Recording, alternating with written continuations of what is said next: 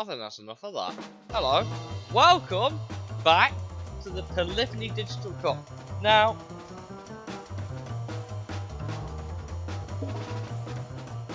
oh boy, I'm just not getting this.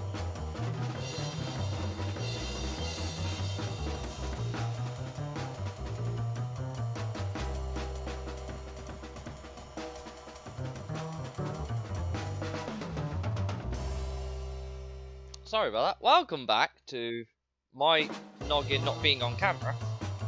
Let me just quickly get some notifications out. I'm a bit later than what I wanted to do, but today is definitely a day of alcohol after the fact that I've just done 6 days this week.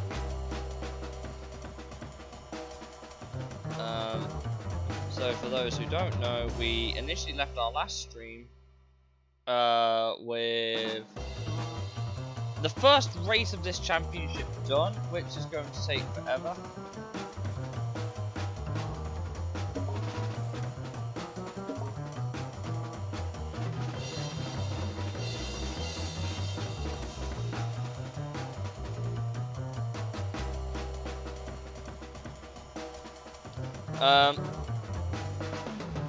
Right, enough of that. You've been waiting. Let's go. I also need. Should I get a beer? Do I get a beer? Do I get a beer for this stream?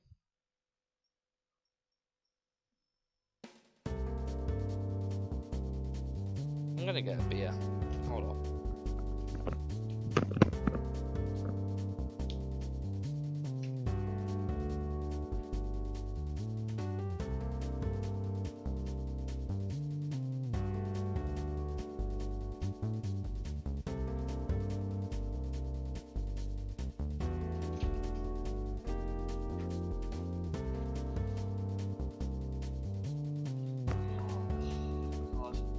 Right, okay.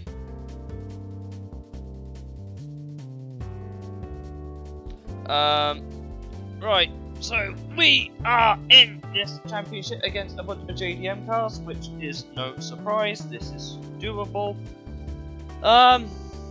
We're in a Zonda with the world's worst tyres, but that's what we're here for. Heavy boats that look like supercars. So let's get into it.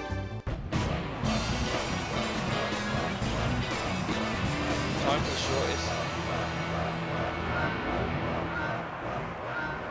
shortest gear ratios ever.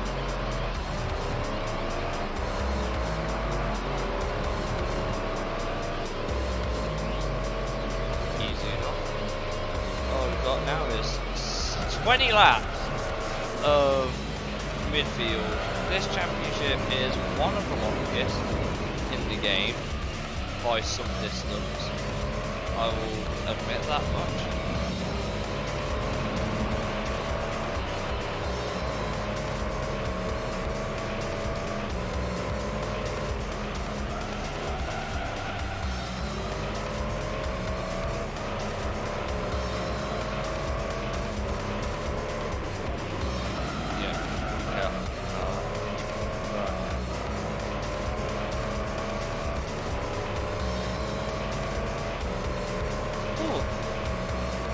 So I hope everyone has had a good New Year's. As for me, I was in work today. Now there'll be a slight change to my stream proceedings coming up in the following. There'll be a small change to the stream proceedings in the coming week. In that I won't be streaming Tuesday.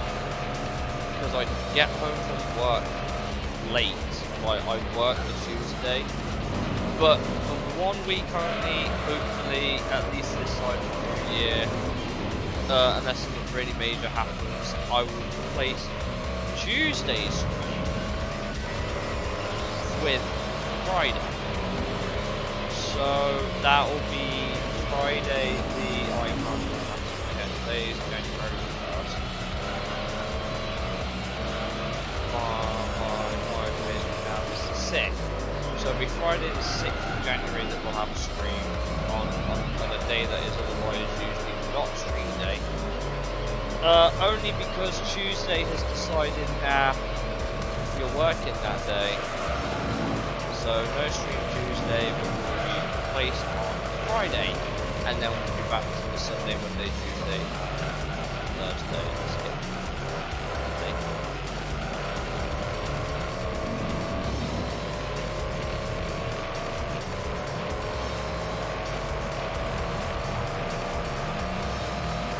This car tops out 245k, so that's not even much.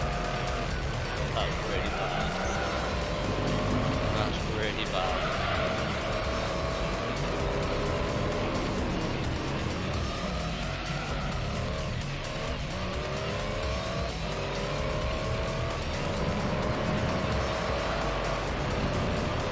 So the train TV seems to be leading the way right now with the AI all the way back, about half a lap down now. This track is not as long as Trial Mountain, so the race shouldn't take as long.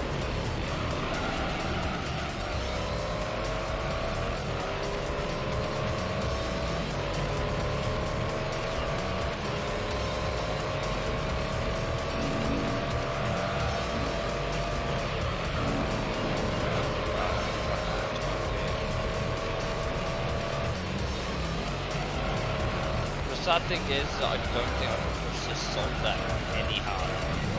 Otherwise I'll just start making it out of go on the track. All that good stuff. So hopefully with a bit of luck we can.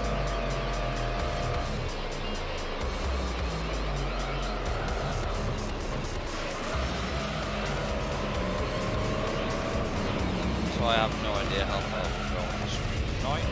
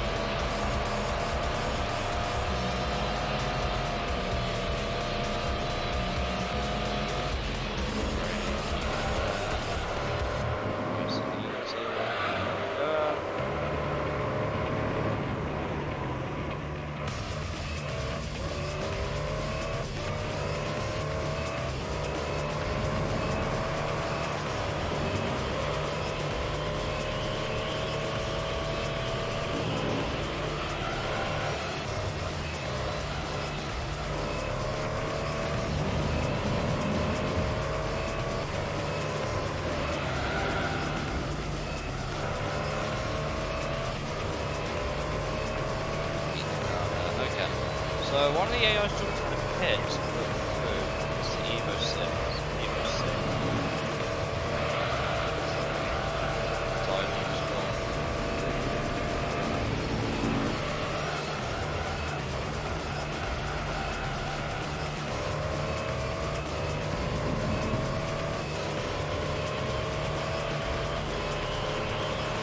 So Evo's come out a bit.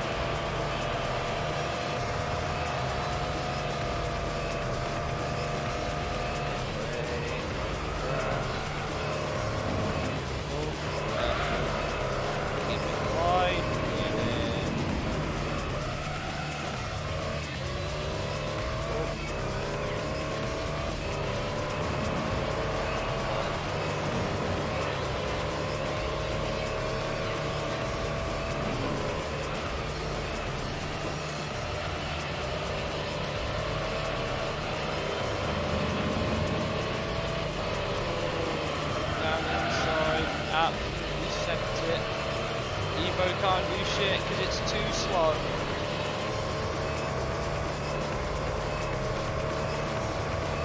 really have to question why PD thought that 200 Ks for this was acceptable. Have other supercars use them.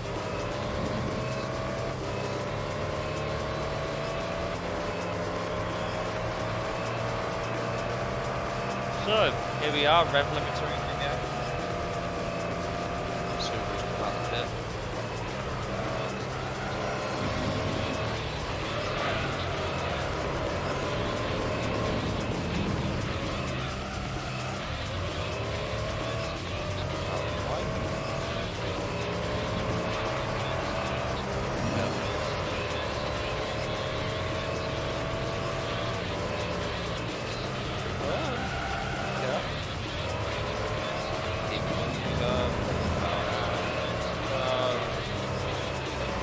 Trying to nurse the tyres as well. I'm trying too aggressive on the nipping it.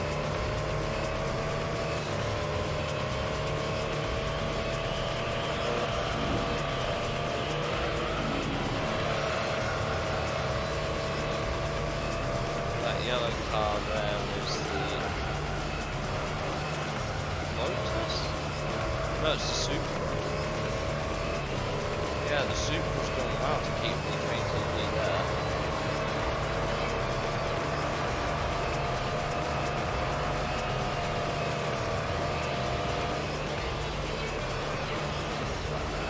That was somehow our best lap of the race so far.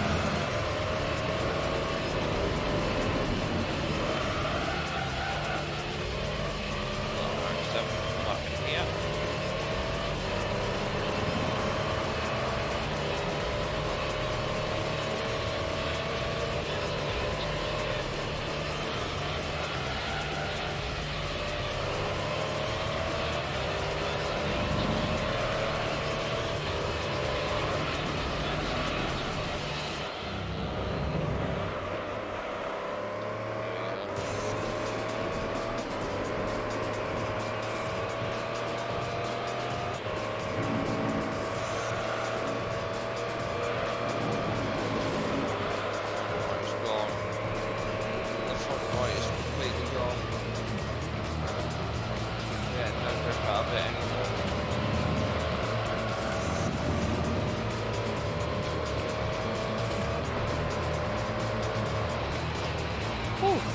Okay.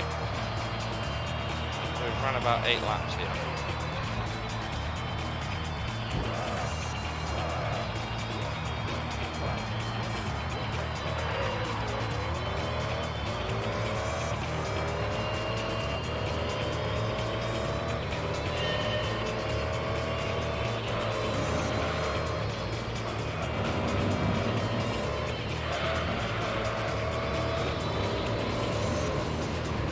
The really funny thing is that the RX-7's always been very good on its tyres in this game.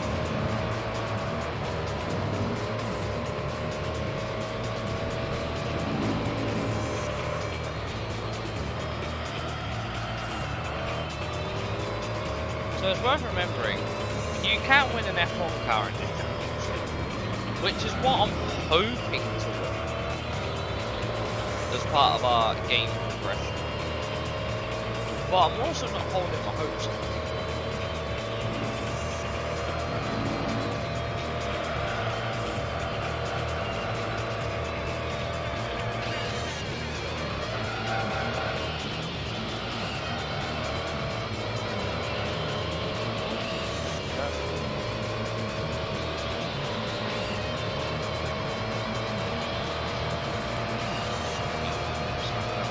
As we do.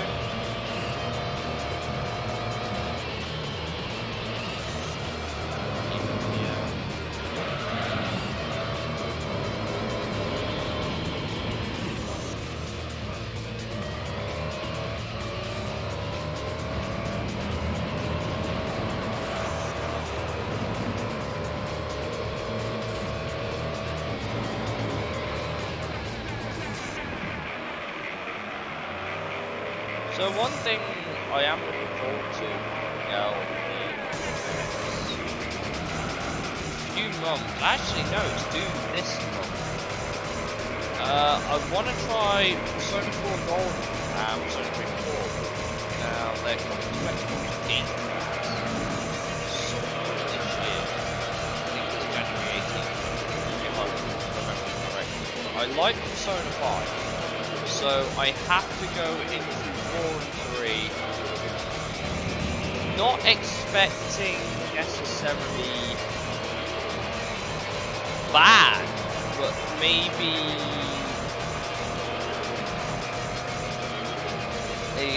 a couple of features like shadow negotiations and mementos to be different, but at the same time I'm not too sure how Persona 4 Golden 3 loaded their maps. Some had some randomly generated stuff like the mementos in Persona 5, but I don't actually know in Persona 4 3 if they are or if it's like palaces where they are like set levels, I guess I would say.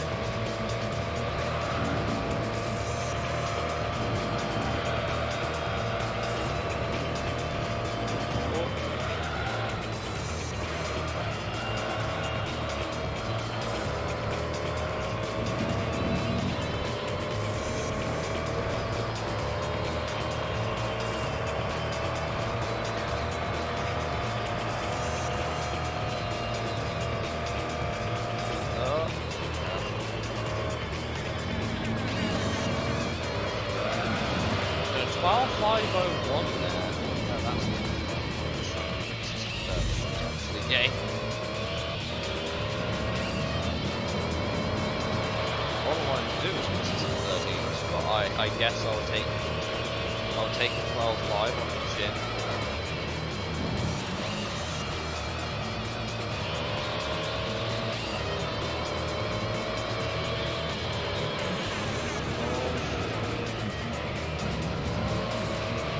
That felt good through there, apart from the lack of steering towards the end. That felt good through there.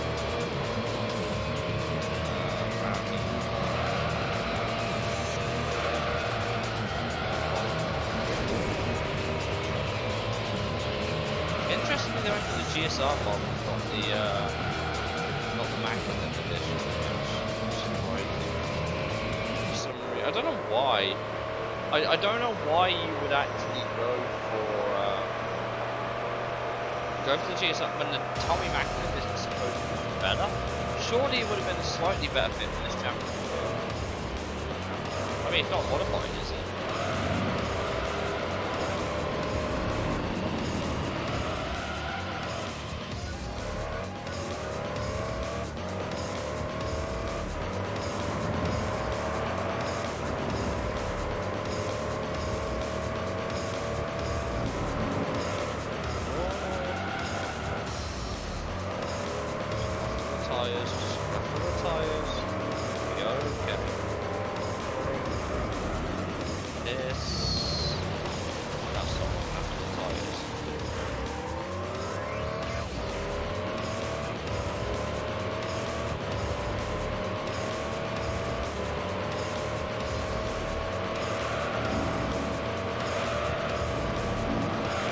Yeah, the curves out you turn, but the track is like...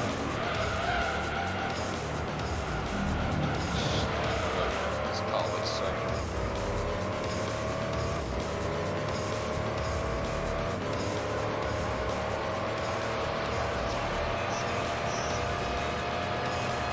Ooh.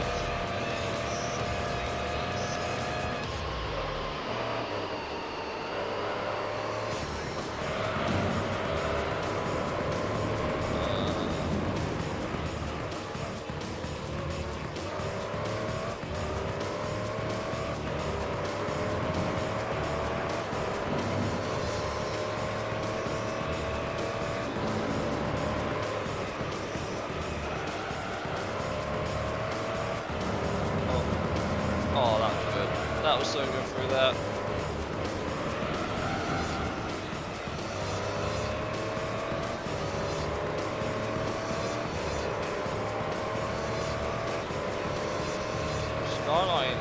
here. Alright, 7. Well, based on that, it seems tight. I'm assuming.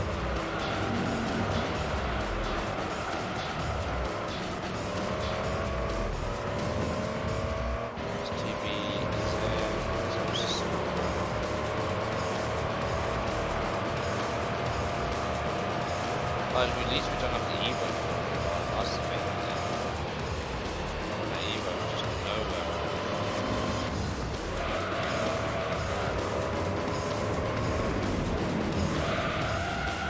Oh, careful. Go.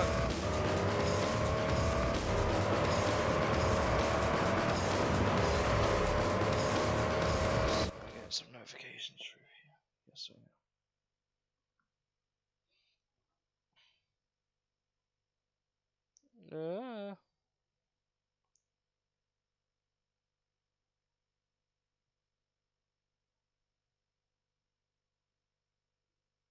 Yeah, okay. Brake. Oh, so shit. It's not that it's shit, it's just heavy. It's just, it drives like a barge. It really should.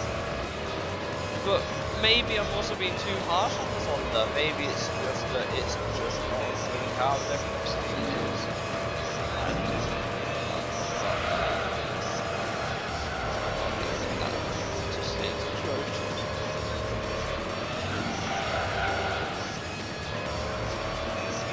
I can go one more lap. Then I'll have it again. I think.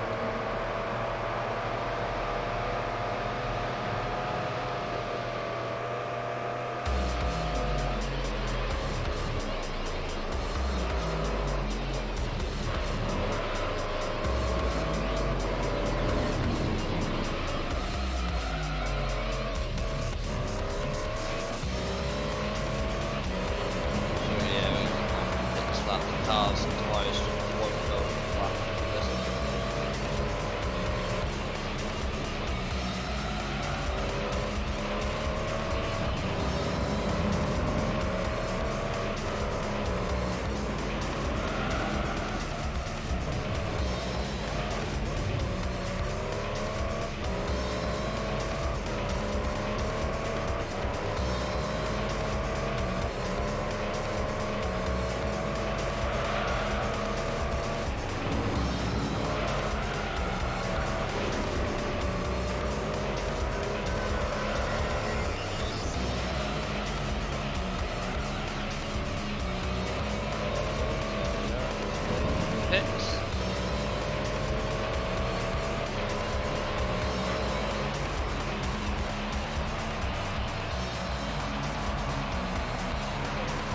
Not a long pit lane here, is it?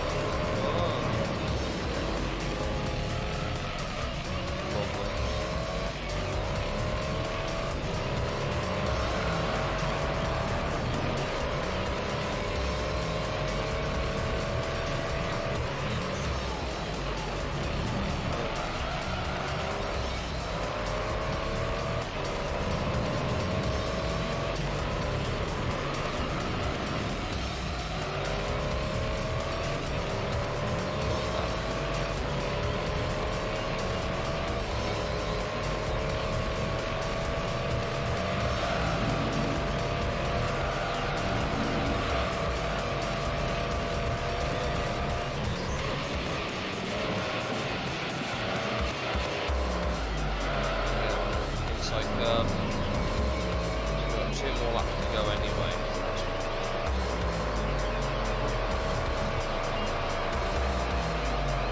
I'm not trying to beat the 12.5. That's why I'm like track quickly and consistently,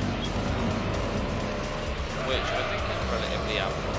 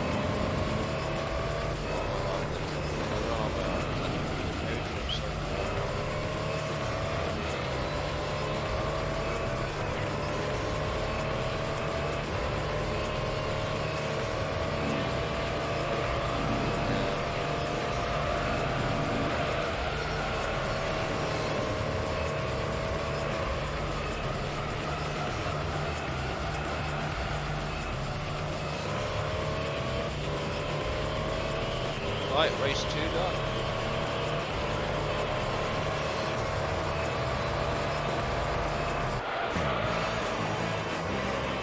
Oh, that was tough.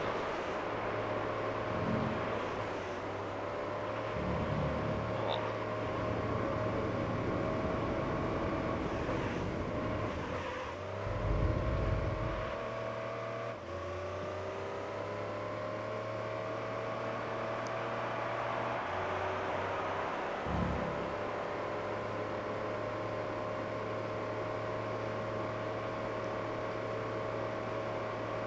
Interesting little championship we've got going on here, apart from the Mazda running away with it with the AR.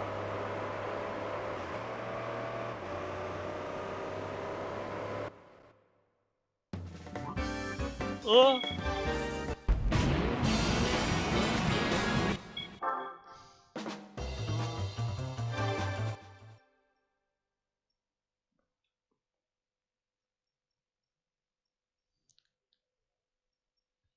What track's next? 20 laps of Rome. Well, we're on home turf.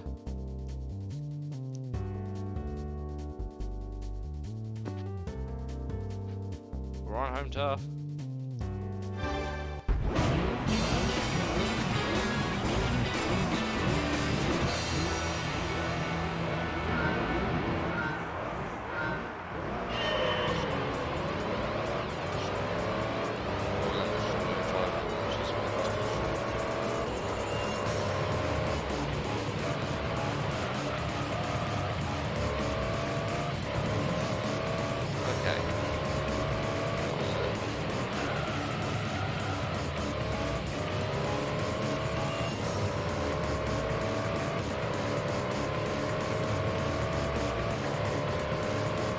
Woo!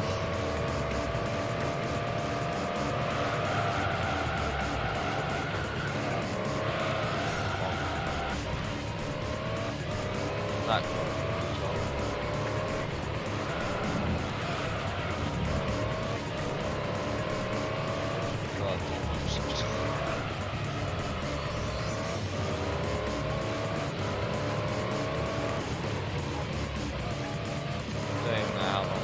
today's stream will be this mode.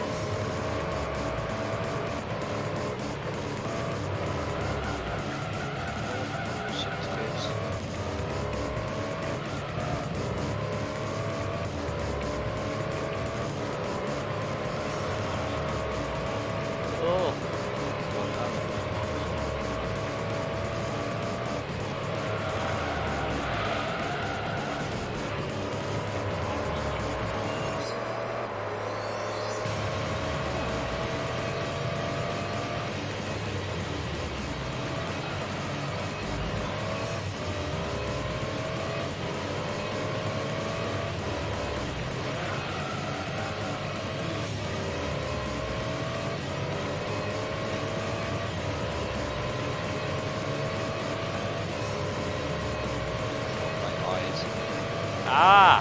Why am I struggling to... Oh, wait.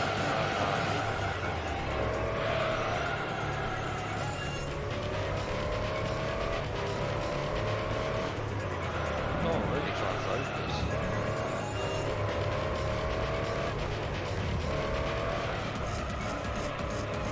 I couldn't genuinely lose some memories. Up on my next car.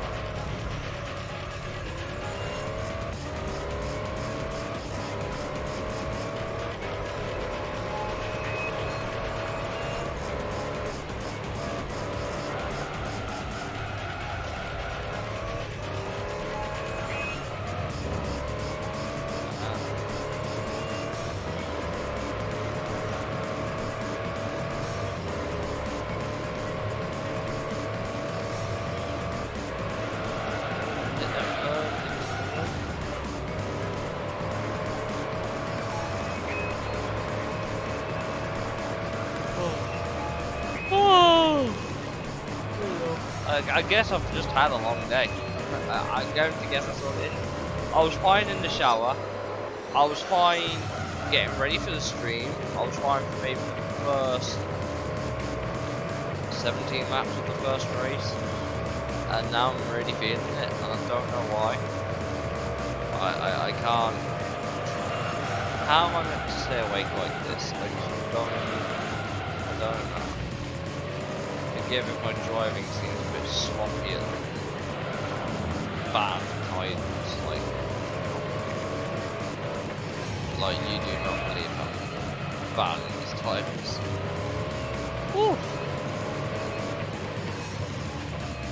I have to get across my face with the horse and just try and wake it up.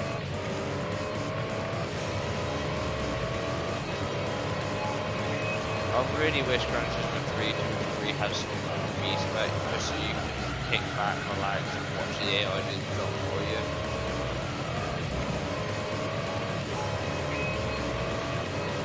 Oh.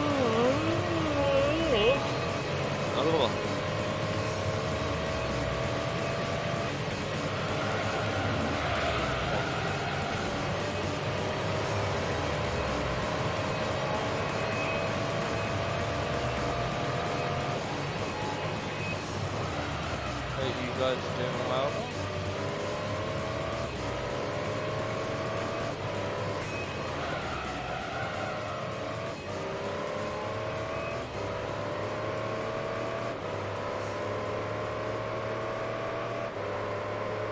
God damn it. Like, I'm having to, like, nice. Oh, what the fuck? Why?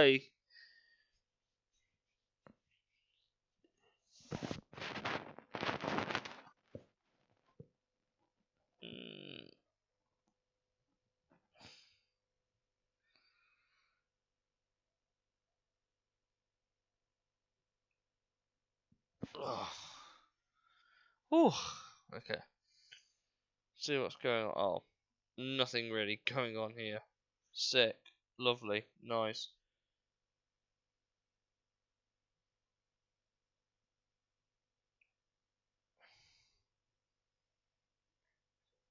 Oh. Okay. Oh. 6 gears. Bonk. Like, God, I'm glad I'm not doing any endurance races today. Although, to be fair, with this championship, I might as well be.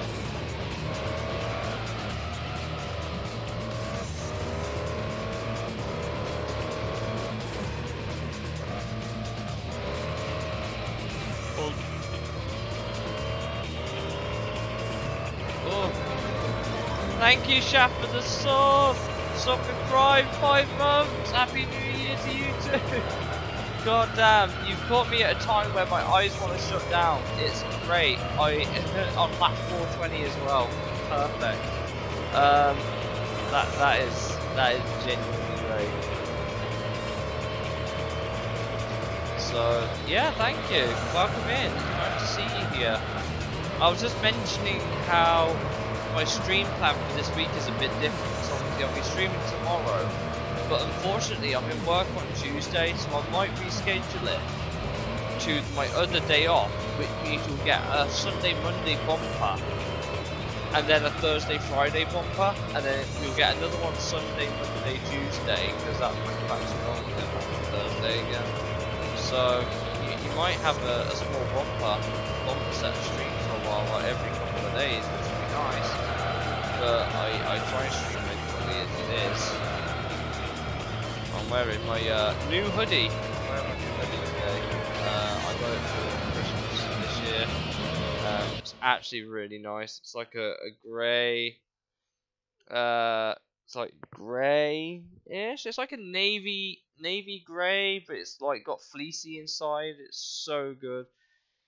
Just finished making. Oh mate, I'm gonna be on for a while. I think if I can keep awake, I'm gonna be on here for a while because this championship is long. Thank you. It is my other Christmas gift, but my main one hasn't arrived yet. That will be a while yet. But hopefully, when I have the opportunity, I'll have everything set up. I'll have everything set up. This will look a bit different. I'll be able to get my steering wheel set up. I'll be able to get my steering wheel set up. Get my desk and TV in a place where I can sit them together and be on stream and be relatively a bit more cornered in the office, I guess would be a phrase.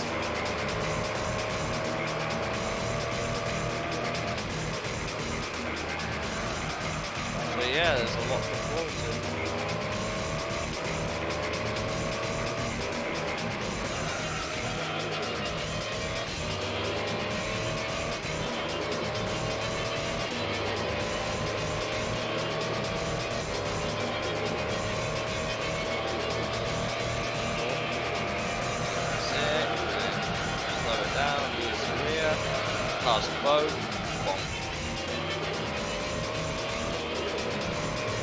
Evo hasn't yet stopped, although based on how far it's dropped back, I don't think it's far off.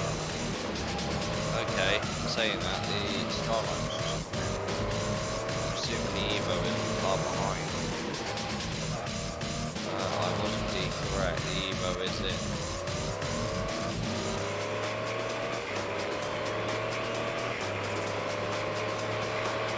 They're lasting about 5 laps.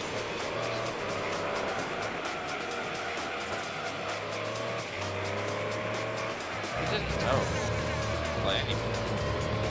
Not terrible by any means. It's a lot of text.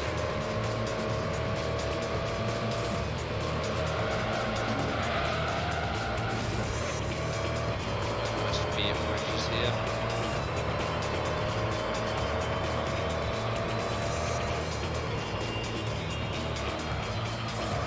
So we're going to be left in the Evo anyway.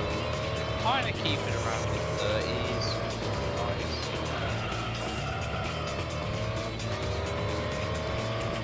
Hey, so we're catching up to the Evo. We're about to lap in, and hopefully with a bit of luck, we'll be able to catch up to the CAI. They are still yet to start putting in more turns, so are we. We are also over the stop.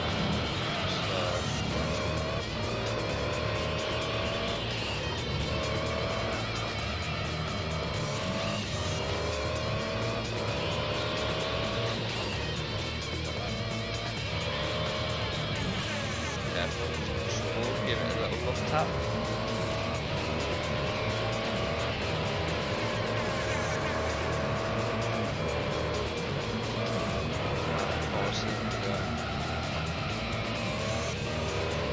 Now, correct me if I'm wrong, but this road layout here is accurate. You've got the arches on the left there. Obviously, I'm pretty sure.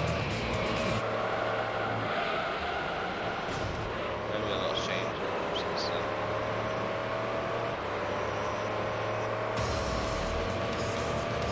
Just nicely hook the car in.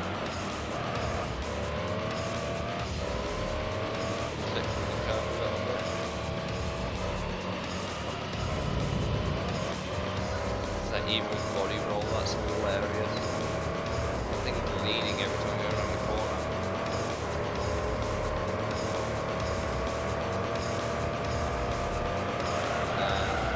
Hit the brakes, cover the car. I feel like lifting off, coasting, and then braking through that movement. Oh God. I'm really needing the chat today, I think. God damn it, it's not this game boring, I'm just tired. Since the mentally occupied it is driving. Driving makes me tired as well. I think it does for a lot of people actually.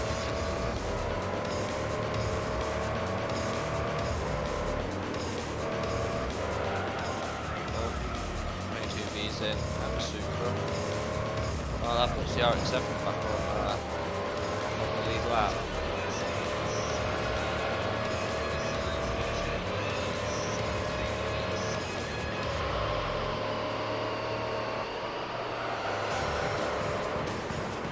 Here we go, lap 8.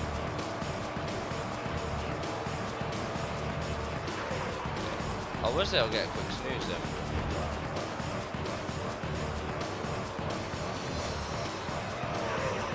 Oh, yeah, quick snooze. That will help, probably.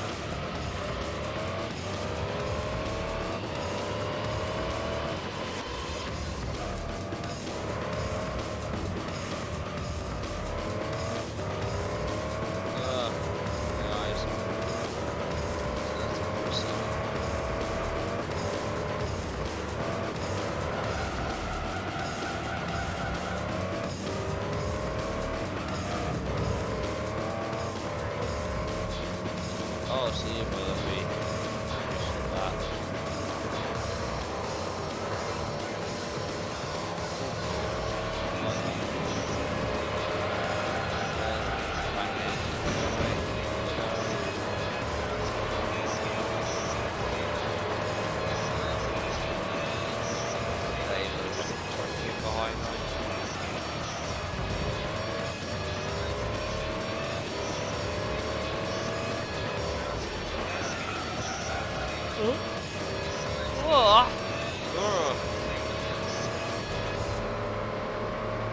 How are we only halfway through this race? That is really upsetting. I can't lie. We're only halfway through this race upsets me.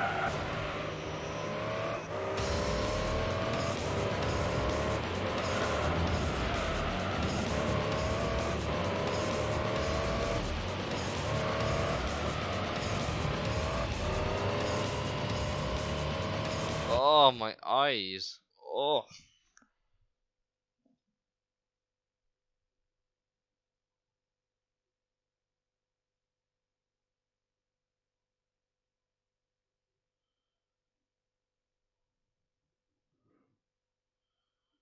Oh my eyes.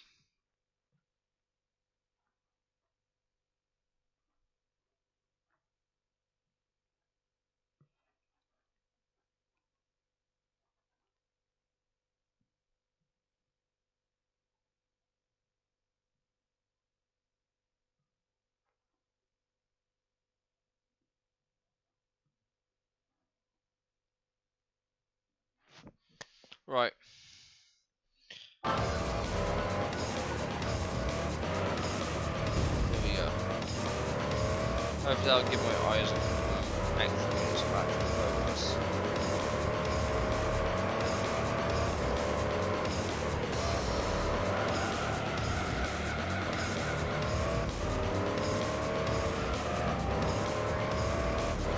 Oh, good lord. What a scoop road.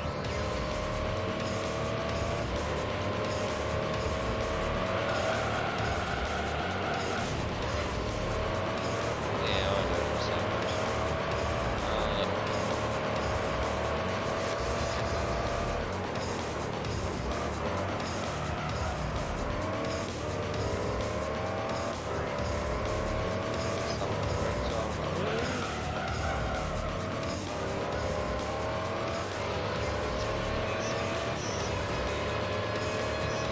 Hey Omega, welcome in pal. Oh, my eyes are really wanting to shut down and it's not because I'm bored, I'm just legitimately tired of work the last few days.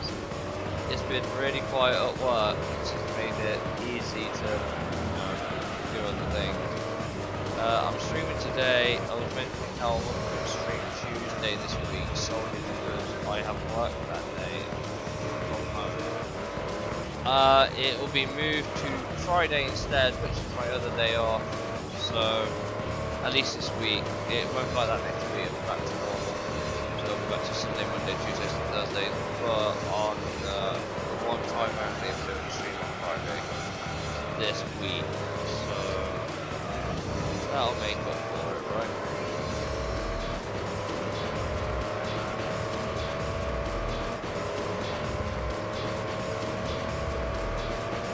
So yeah, slightly different change of plan. The only other thing is that I have some beer just on camera. I don't know if you guys can see, but I have some beer, so we'll be having some of that tonight as well. I do need the. I don't even know beer, to be honest. The previous experience with beer is quite interesting. Maybe that's a good thing. Don't take all the medication. Well, don't take alcohol medication.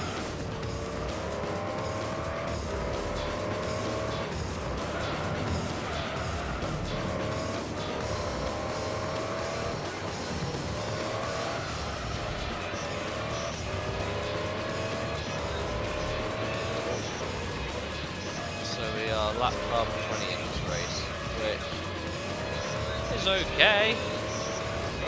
Fast.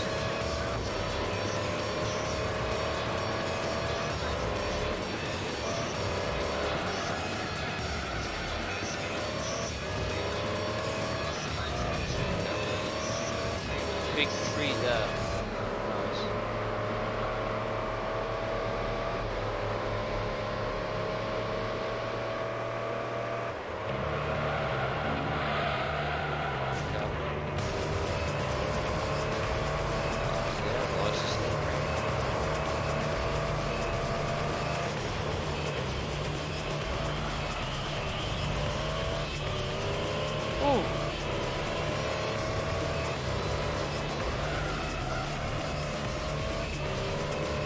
Wondering on, because sometimes on some tracks the signage on one side is the other side of the other.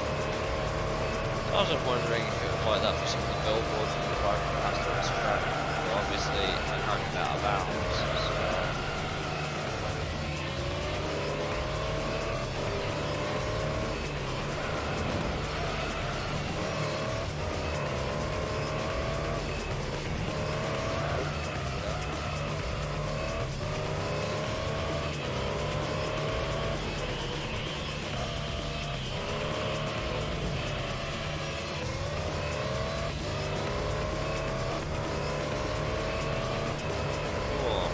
How have you been, Omega? What have you been up to?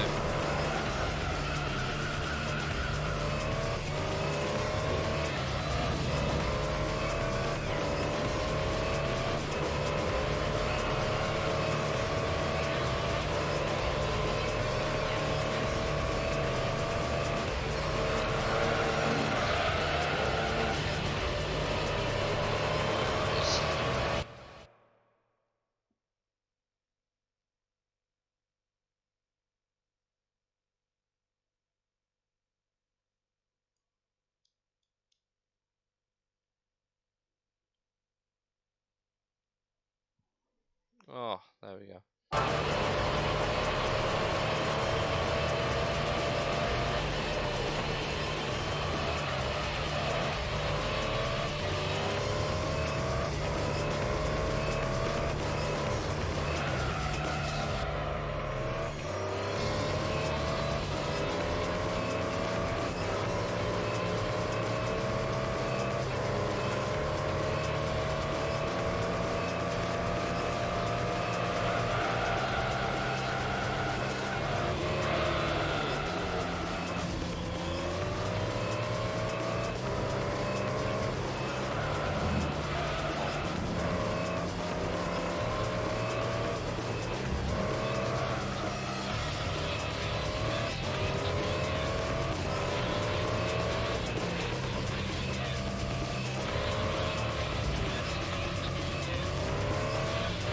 Got 6 laps. Well, 5. Not this one. 5.5 laps left of this race to go.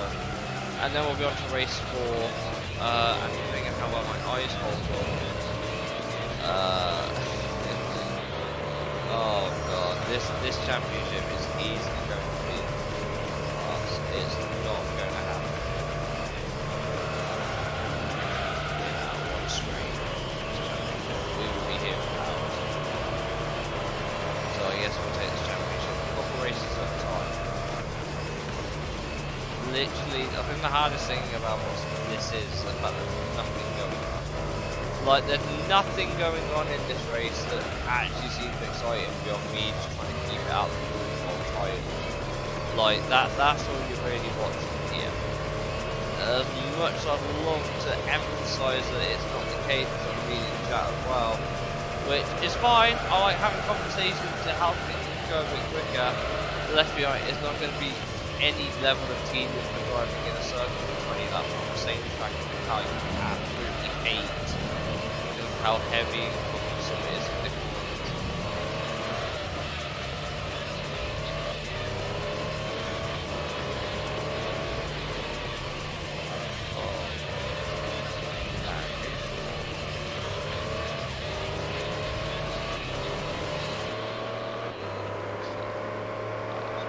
They really want to sleep. My eyes just really want to sleep.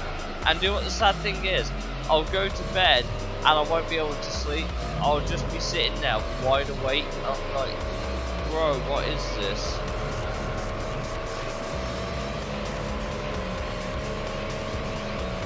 I hate that. You're always like, yeah, go to bed. It's like, well, if I do, nothing's gonna happen.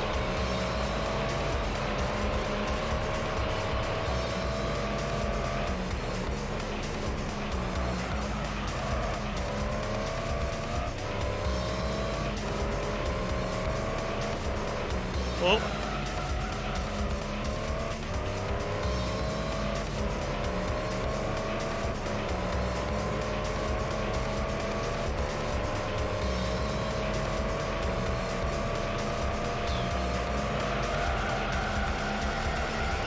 Maybe I need to sit up straight. Maybe I need to adjust how I'm sitting.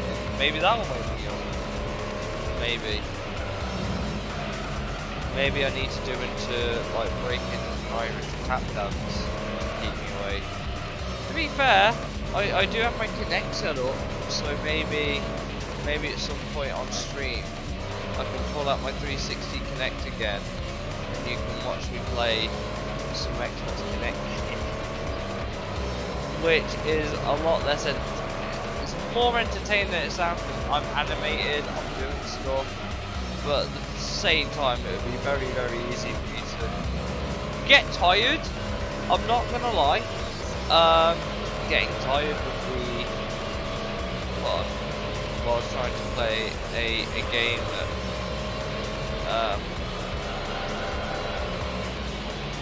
thoroughly deals with that sort of. Oh, let's do a stretch while we're in pit lane.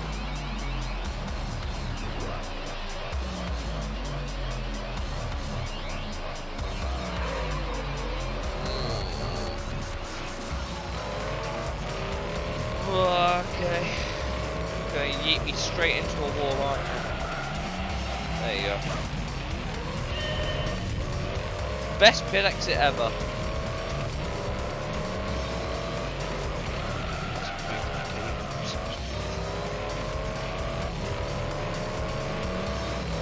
feel like this might be. Oh, that's fine.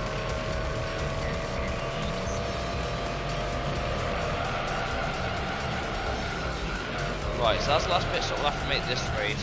This leaves us with about 4 laps of driving. This lap, next lap, 19.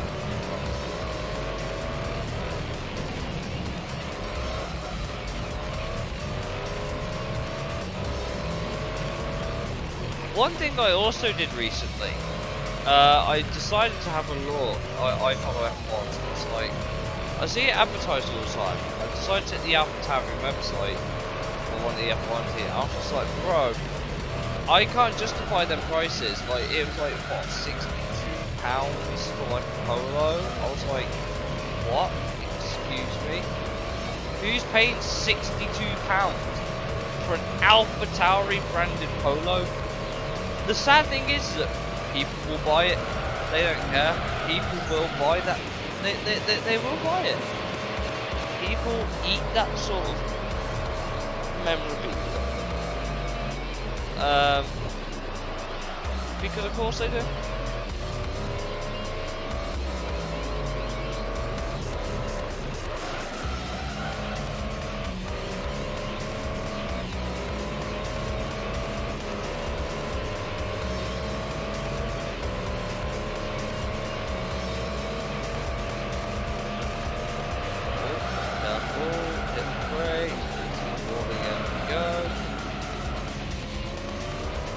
It is a little bit easier to take the ball normally.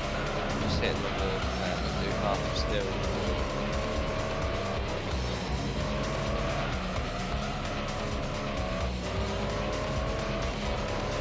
Woo! Good lord. It is! I was just like £62 for a Polo. I pull it up on my phone, but that would be. I'll do it after the race. I'll pull it up on my phone. It's a nice shirt. Like, it's a very nice looking t-shirt. But like, who's spending? Have you ever gone to a clothes shop and gone, that t-shirt's really expensive, I want it, and all it is a small embroidery on the shorts? No one's ever gone, a small embroidery is worth £62, unless you're a celebrity and you think you can get away with that sort of deal. Which I'll be honest, most people can't.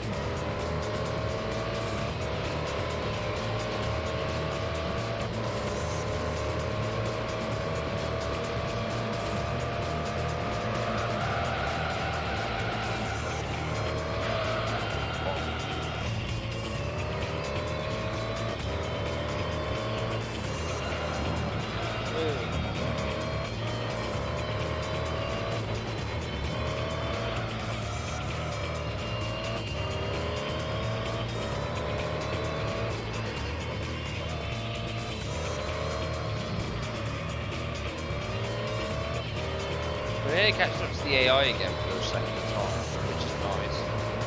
It'd be nice to laugh at again.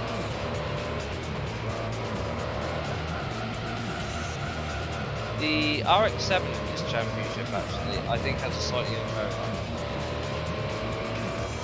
Highest you pay for a car was 40 bucks. I don't know what it was.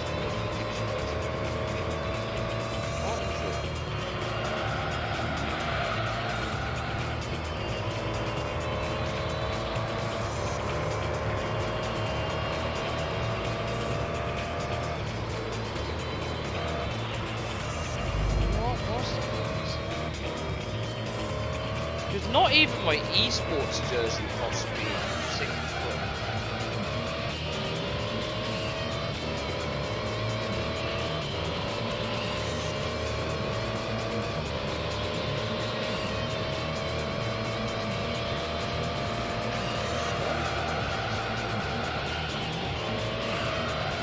I can't remember what the most I spent on a shirt was.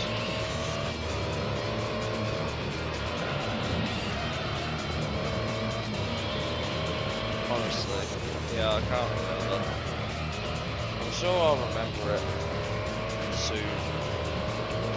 The most I spent on a t-shirt.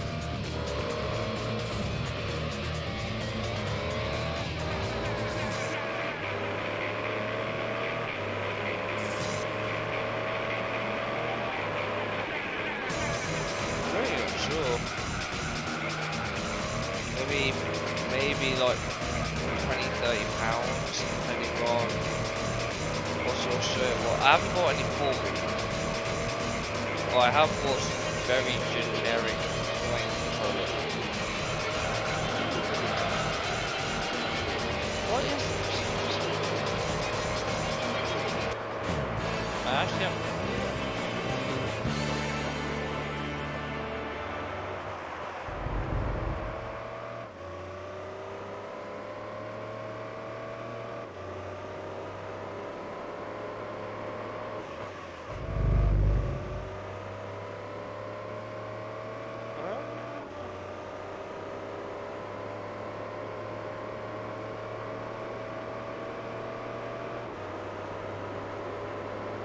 It would definitely be.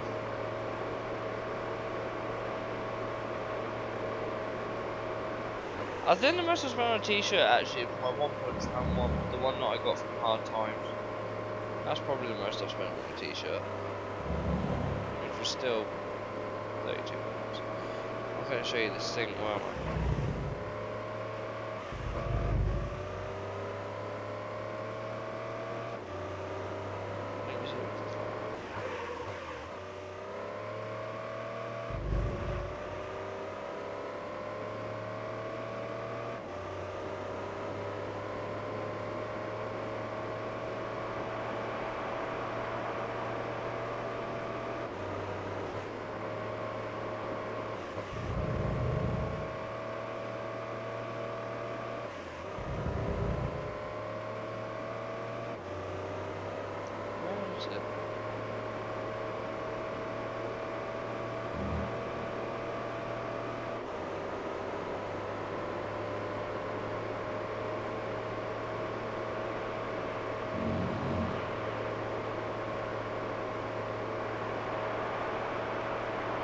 T-shirts from Polo Series.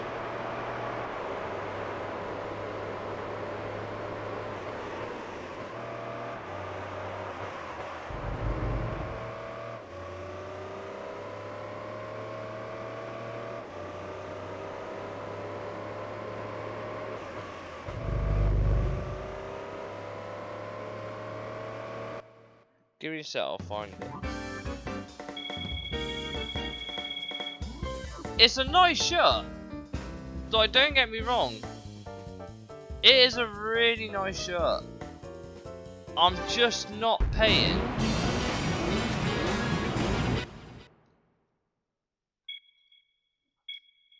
Where's the price of it? I know it's really hard to see, but there's a small red print there. I'm not paying that. I'm not paying. This is on offer at £62.30.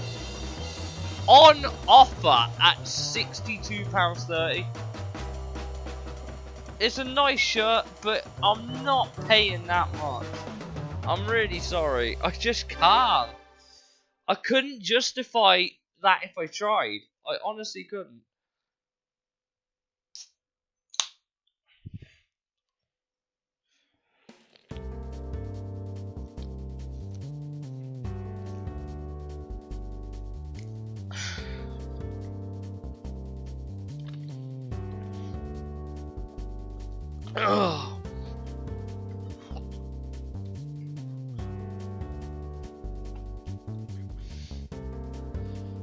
No,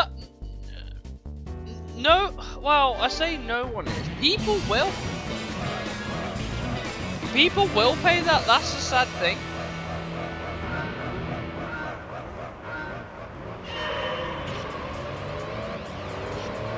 Like, you can get in different colours as well. It still doesn't justify the price tag.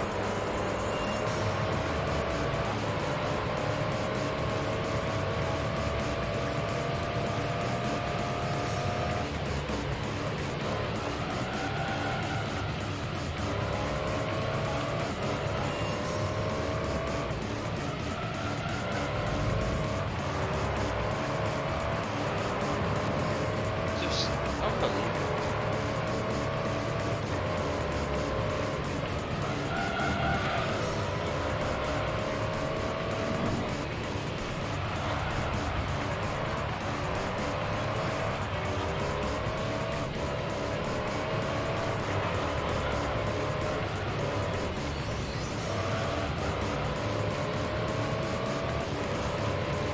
I just feel like there are times where it's just like you can justify that 60 quid better elsewhere.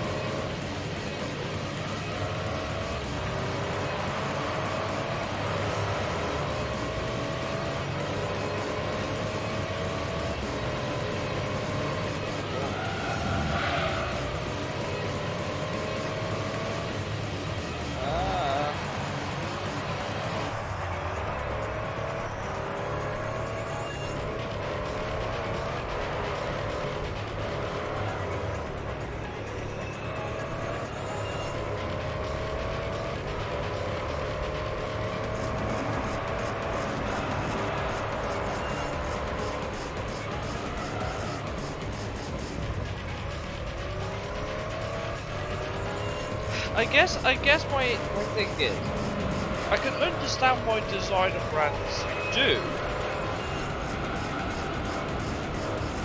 but I'm also like,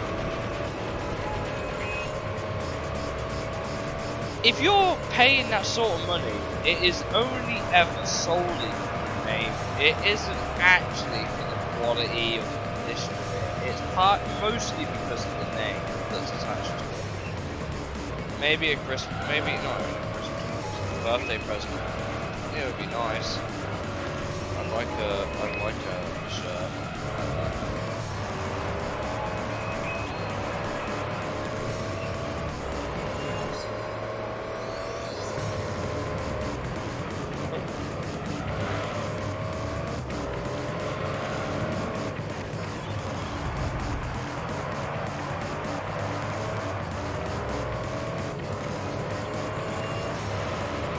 I mean, it's like video games sometimes, I guess. Like, you would be more inclined to pay for example, like a Dragon Ball game like Bandai Namco. You'd be more inclined to pay for that than a Dragon Ball game by me.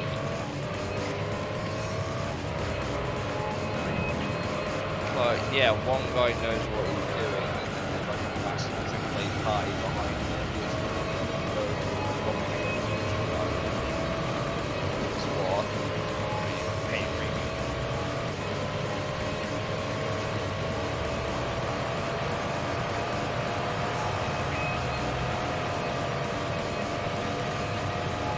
This car's going to need an oil change before halfway into this championship. That is upsetting.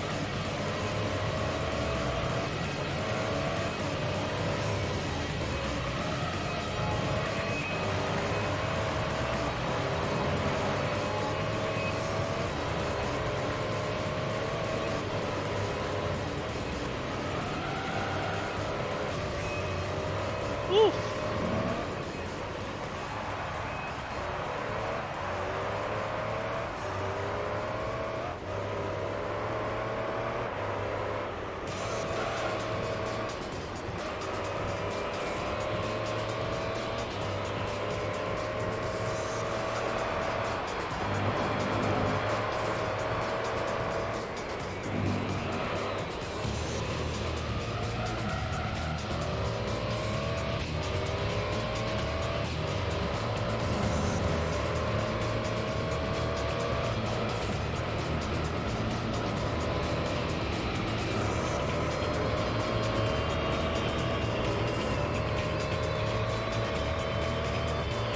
I wish this car's gears were so short, but here we are.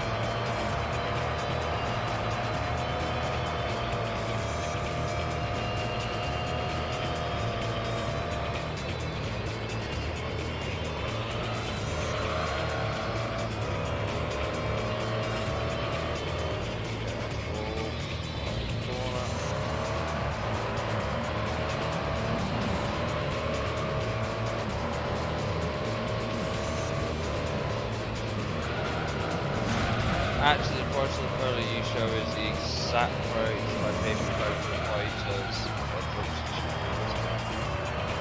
I mean, yeah, I've paid some money for some merch at times, like game editions I really like. I've paid some silly money for in the past. It's a cool novelty, but I've only ever done it for 2 games. I've only ever gone for like the most expensive edition of a game twice. Once was Gran Turismo, and the other was Forza, because I am a massive racing game person, right? And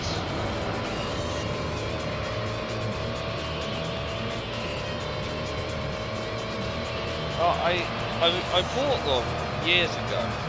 The next one I was considering was probably Skyrim. But to be completely fair, I've been getting into video game merch as well. I have a Zelda t-shirt lying around in my drawers somewhere. I don't have many of them, but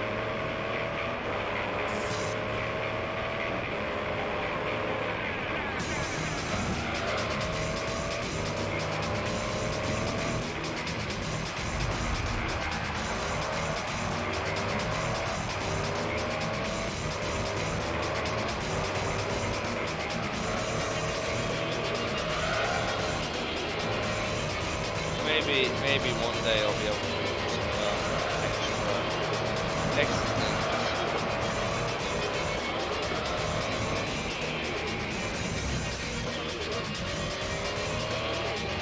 Maybe if this Twitch business ever takes off. Imagine if I could genuinely make a career out of Twitch, I would. But it just takes years to get there. It takes years, networking, a lot of loyalty, but that's what Twitch is, basically. This is like for me it's a bit of a side earner.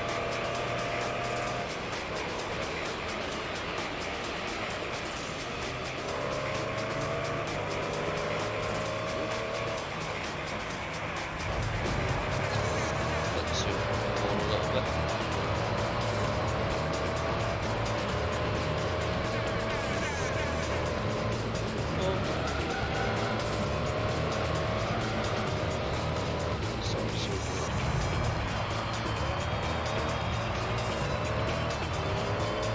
These tyres going to be dead by lap 8 again. Is this literally just a tyre set that lasts 8 laps? They're like, nah, can't do any more than 8 laps. They're too good.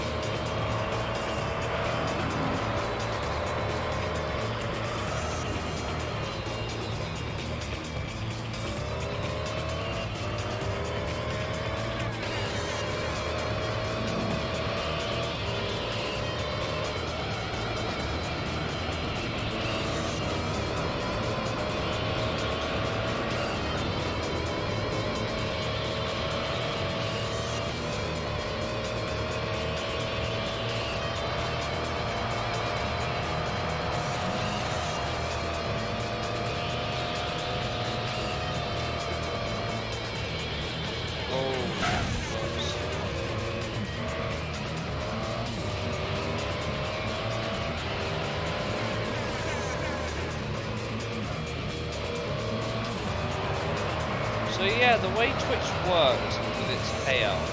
Over here, I think you need a minimum of £50 from like through Twitch to get it paid out, and then it takes 6 weeks to get paid out to you.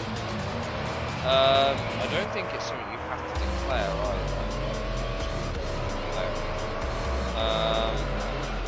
But that's what I have a donation page for as well, so it's just sort of straight tips. And they all go into the same thing. Like I have like one thing dedicated to everything on Twitch, and I haven't spent any of that money that I've got yet because I know what I want to do, but I need a certain amount before I can. And when I can, I'll start investing it all into the stream. Like I really want to improve the stream setup a bit, but this will do for now. It's just that I am not a massive way away, but I'm a long way from having a relatively good setup, I guess would be the best way to explain it.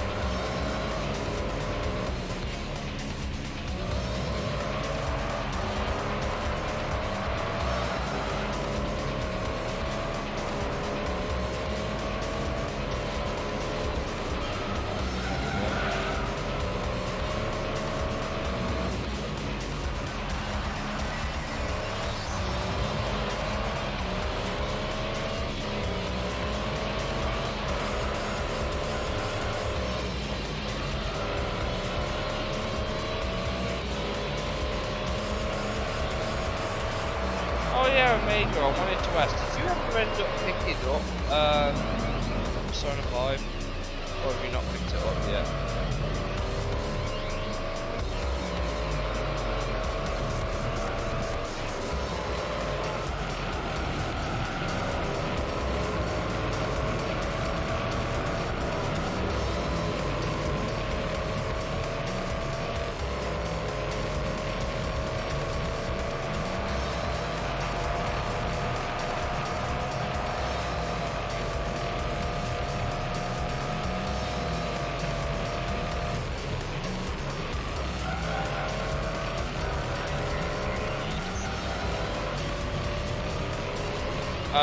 I asked, have you picked up Persona 5 yet, or have you still not developed it? I know you said after I did a couple of streams on it that you wanted to play through it. It's still a really good game to be fair. Interestingly, on Xbox Game Pass, they are releasing 2 previous Persona games, which I might pick up. I might do a playthrough on one of them, but I don't know which one I'm going to. I don't know which one I should replay, like play through live. They're both going to be quite long, like they're not going to be as long as Persona 5 by any means. Like they're going to be absolutely nowhere near as long as Persona 5, and I don't expect them to be because they're a bit older. But I am definitely going to have to try them.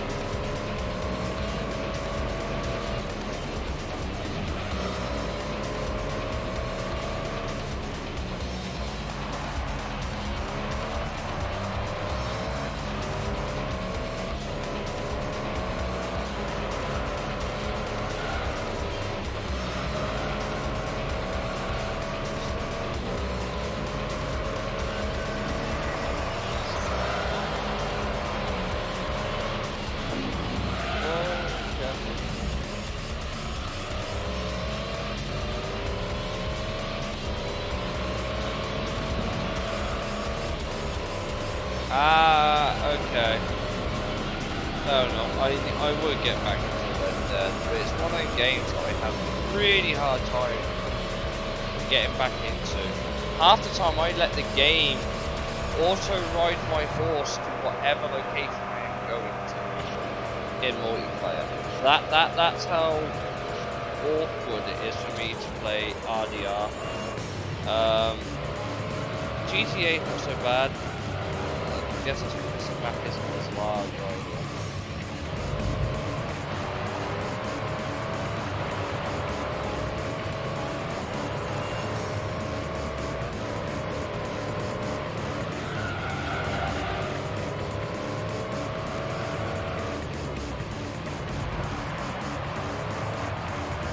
So we're just over halfway through this race.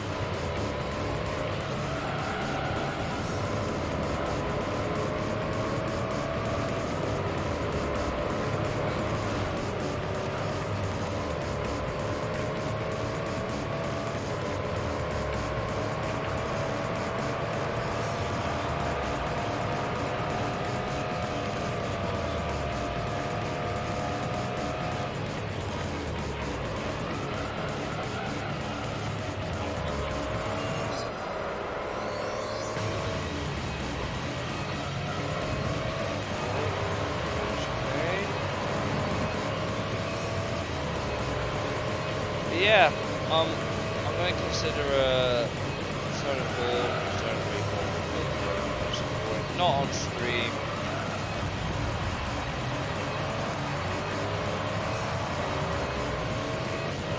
I'm not surprised. It's not the controls are bad. It just takes forever to get used to, and trying to shoot while on a horse that's riding. Like, trying to ride a horse and shoot something is extremely difficult when you can't see where you go.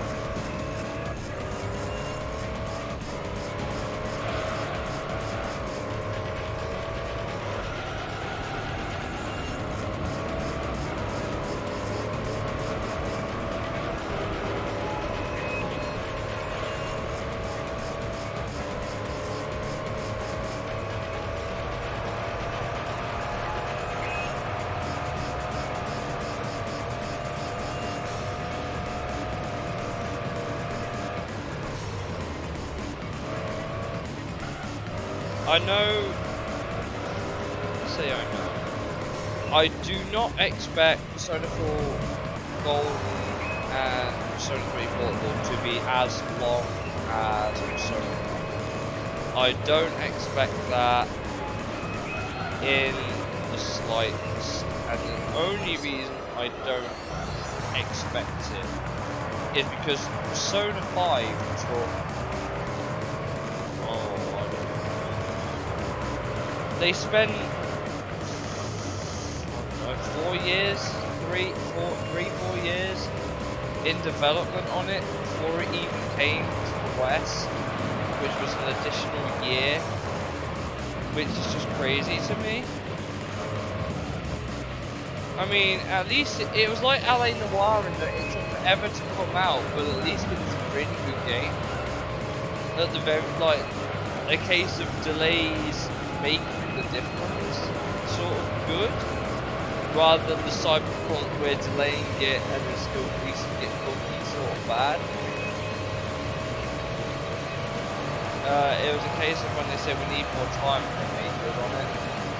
And Persona 5 brought a lot of people into the franchise, which is probably why they decided Persona 4 Golden and Persona 3 Portable about what they're going to go into this game. So I might pick them up as well, which means I have until like the 18th of January, which is whatever I'll do to get the last two achievements. I'd like to own a copy of Persona 5 Royal in the future, so if I ever wanted to go and replay it, I could. Because the music just slaps. The music in Persona 5 is so good. I really underappreciate it when I'm playing it, but when I start listening to the soundtrack on its own outside on Spotify, that is just so good. I can't hate it. It's such a good soundtrack. And I really hope the other games are like it as well. I know that Shoji Meguro is on he's on the other Persona 3 and 4. But Persona 5 music was just slapped. It was so good. It has to probably be one of my most played songs on my playlist right now.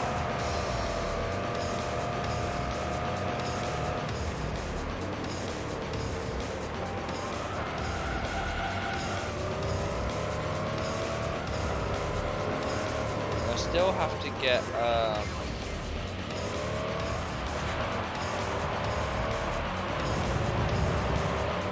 other songs to the playlist as well.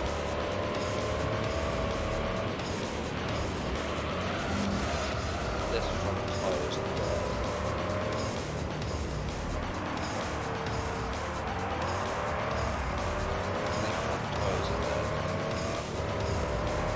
It is on there. It is on there. It's been nominated like in the Steam Award. It's been nominated for like best soundtrack, which is really, really impressive considering it's only just really been on Steam for a little while.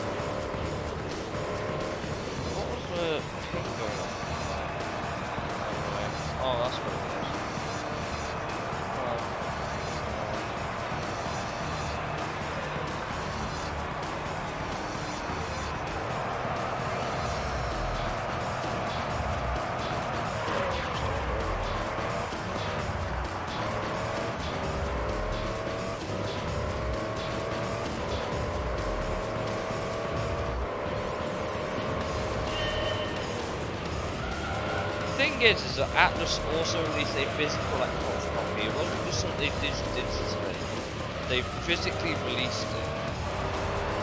Which makes me wonder if they're going to do a P3P and a P4G compilation together. Yeah.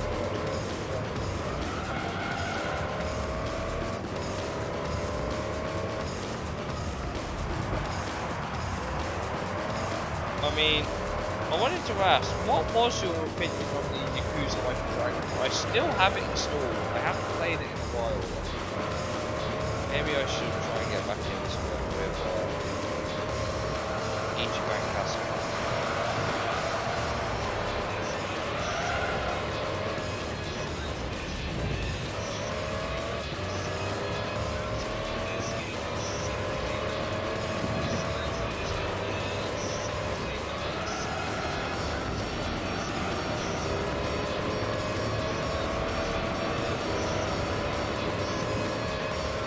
I'm more interested to hear what you can do for watching tickets. Attaboy, Shaft! Yeah, I was just talking about, I don't know how much of it you heard, but I was just talking about how much Persona 5's music just slapped real good. It was such a good... Persona 5 was my first real experience into Persona, right? It was my first real delve into the Shin Megami Tensei franchise, like in general. I had never played the Shin Megami Tensei game before. Persona is effectively a spin-off. It's arguably some of the most light out of the series. And if you want an original copy of the game now, it is stupid. But I'm kind of glad they're doing the re-releases a little bit. Like, I thought I'd only ever played Persona 5 on Blizzard, And then one day I saw a rumour, I was just like, it's coming to Xbox. I was like, oh okay, I'll play it for free. It's not even that I played it for free and I liked it, it's like I genuinely want to own a copy, so I can own a copy. Like, enjoy it again in the future if I ever lose the digital side or whatever. And it's a good game, and I can't wait to try the other two. But the thing I've got to go into the older games with is knowing that some stuff may not be there that I'm used to. I know the menus are a bit more naughties, best way to say it. Like, it hasn't, like the UI I doubt would have aged as well as it.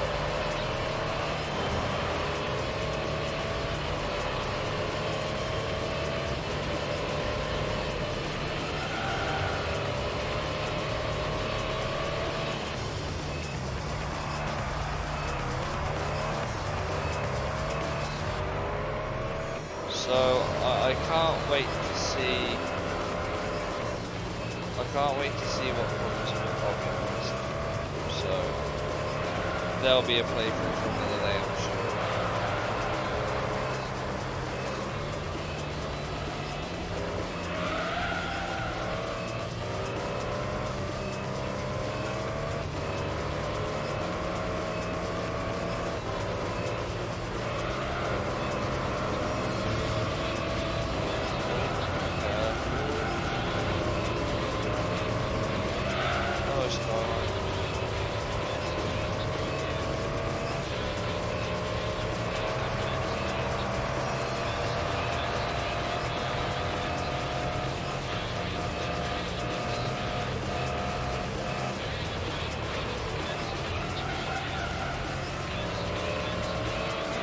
Persona 5 on launch. Ah, so you got the steelbooks. We've had a few steelbooks coming to work. I don't know if I'd want to. I like Persona 5, right? But I don't know if I'd go as far as the steelbook version. I don't think. I don't even own a steelbook from a Gran Turismo game, and I grew up heavily in Gran Turismo. And it's not even like I know they didn't do a steelbook because they have. In fact, in my entire game collection, all of the steelbooks I have are on the Xbox One, but they're for games that I bought physically at the time that came with them. I haven't really gone to a shop to pre-order them anymore, really. But I own a Forza Motorsport 4. I own a Forza Motorsport 14 edition. I own Forza 3. Oh, okay.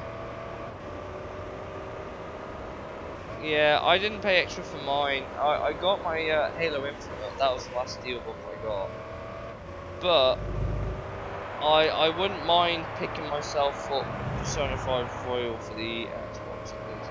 And the only reason I say Royal is because it comes with all the DLC. It's not something I have to pay extra for. It just all comes in it, which is great. There's only one issue with Persona 5 Royal on the Xbox. The only issue with Persona 5 Royal on the Xbox is because it's still a new launch. The price of it hasn't really gone down. I'll be honest. It's £48 if you're wondering from where I work. But the PS4 version, oh boy, the PS4 version is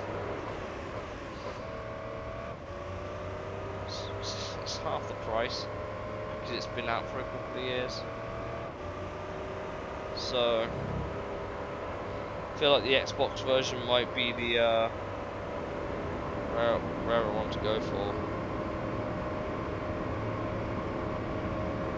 Although to be fair,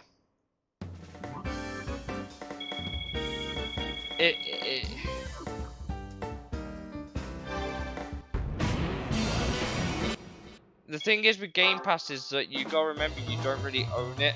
You just have a license to play it until as long as it's there.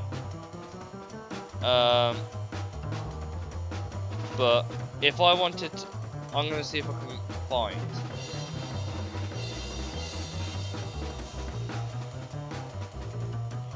So Persona 4 Golden only released on the PS Vita over here, from what I can tell. They're releasing it on Game Pass soon, but it's like a £32 item. I'm like, oh, okay. So, and then I go to like the actual Persona 4. Like, they obviously had, it was on the PS2. Persona 4 Arena was on the 360, as was Arena Ultimax. But, oh man, have you guys...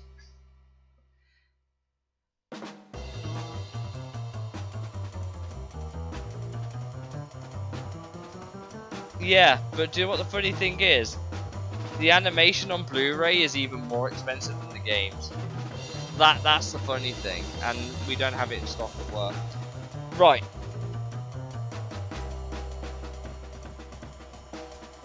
The thing is with Royal, it only adds about, from what I can gather, maybe another 10 hours? It adds, what is it?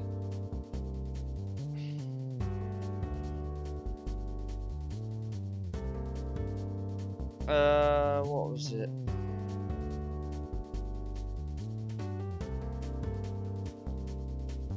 Because I don't want to mention spoilers, but you have one palace added in, and then there's the third semester, and that's it. That's all they really added, and it only totals to about 10, maybe 15 hours, depending on how you play it. Which isn't terrible. You gotta remember that I completed Royal in, what, 80 hours? The original 60? Like... Maybe it's just me. As for FES, well, that's not the one that they're bringing to...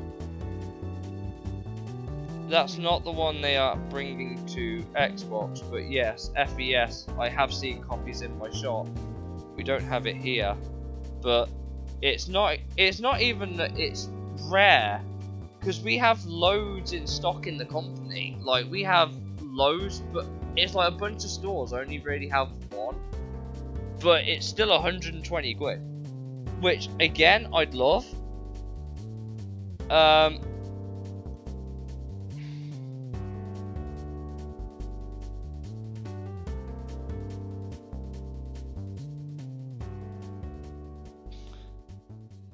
And then there's the actual original Persona 2, which was only on the PSP. The original Persona 2 was only on the PSP.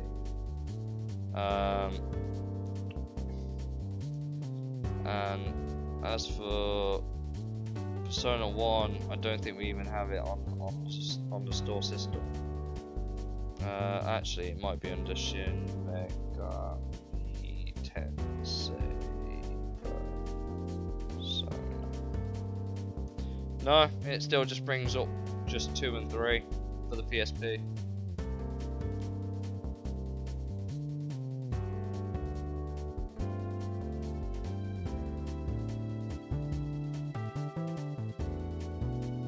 So they started as portable games anyway.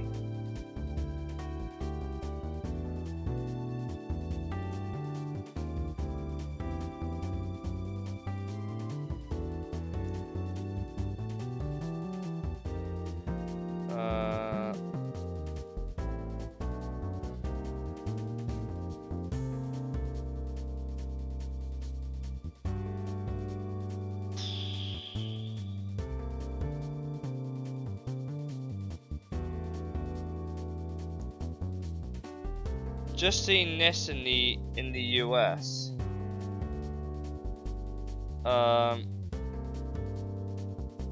Yeah. Persona 2 Eternal Punishment on the PS1, graded a 5, is going for just about $1,000 right now. And that's important. That's if you import it.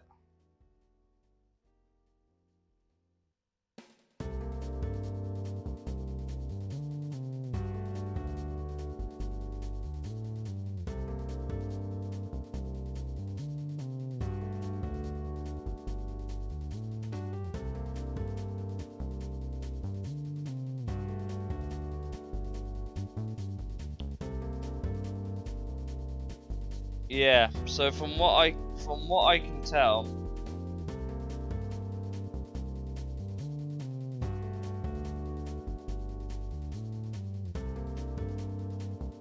right. So the first Persona game that came to the UK was 3. That was the first time they released it outside of America. That was the first time that Persona was released outside of America was Persona 3, which is why 1 and 2 are largely ignored, because they were solely sold, on the most part, in Japan. Persona 2 in Japan only sold in total, what was it, about, according to the Shin Megami Tensei wiki, the game sold in total on the PS1 and the PSP 340,359 units, which isn't a lot. It's not a lot at all, and that was released again as a according to this, yeah, the PSP remake came out over here. So the PSP remake released in 2011 for all Japan, North America, and Europe, but it never released outside.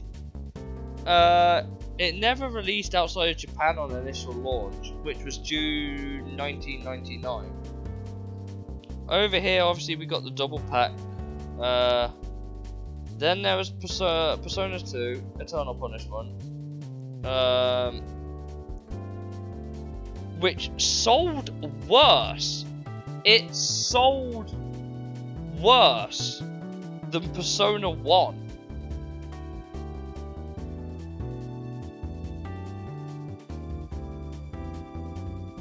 And it never came to Europe. Persona 2 never came to Europe, even with the remakes. The only way you could get it over here legitimately that isn't outside of Japan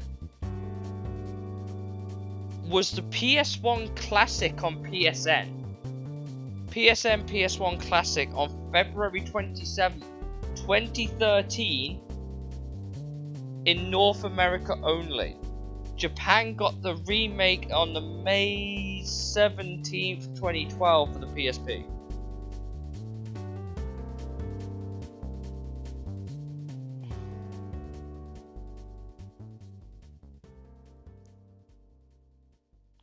But the fact that it sold worse than Persona 1 says a lot.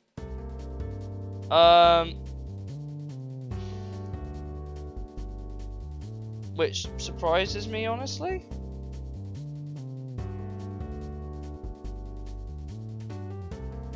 I'm not gonna lie, it really does surprise me.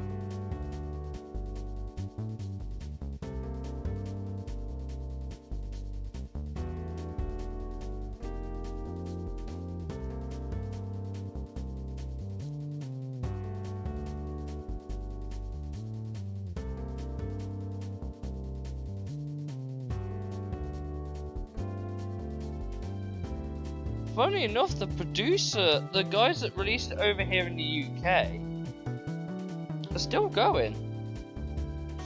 It was a company called Ghostlight, which is the only time I think, other than Atlas, it has been released under a different name outside of here.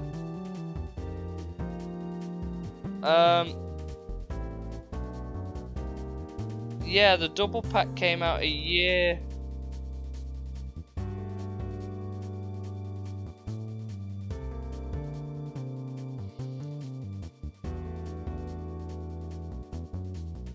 I don't even think you can buy the double pack anymore that I can see. Let me have a look. I know this race is. I'm gonna let the AI drive this race, otherwise I'm never gonna get this race done. But I'm gonna keep doing stuff on Persona.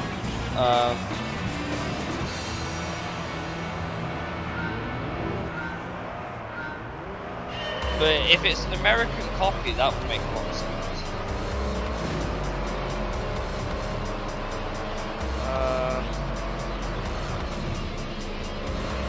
Yeah, because I can't find any double pack sale over here.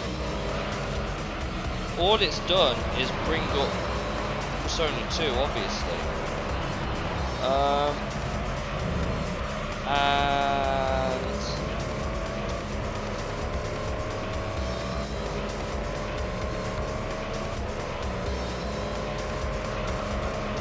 that being said, an American copy of... Oh, that's a Japanese copy of Persona 2. I was gonna say, that wasn't expensive.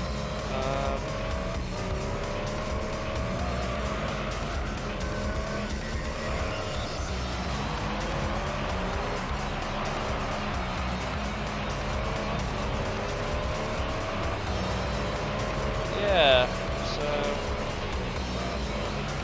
Yeah, I'm not going to bother trying to pick up Persona 2 or 1, I don't think. They're way too much money. They are way too much money.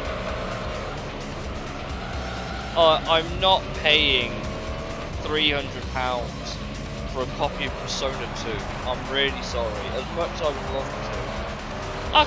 I just can't, and to be fair, I will be fair, if it's an American copy, fair enough, you got it in New York, which I can't afford to go to, I don't think.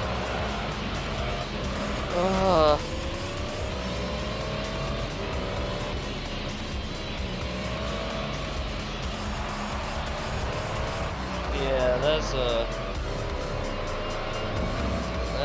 lot. There's a lot. Like...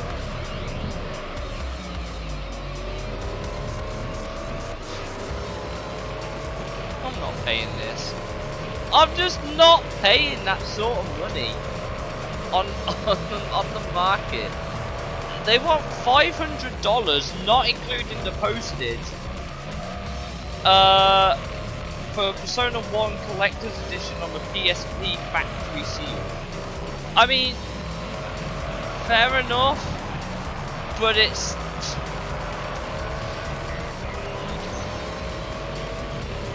That's just a lot of money, man.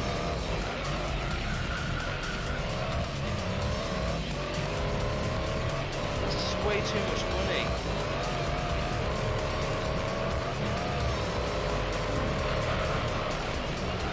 Yeah, I can't see myself, as much as I'd love to. There are very, very few American copies of games I want to own, because over here in the UK, they have little to no value.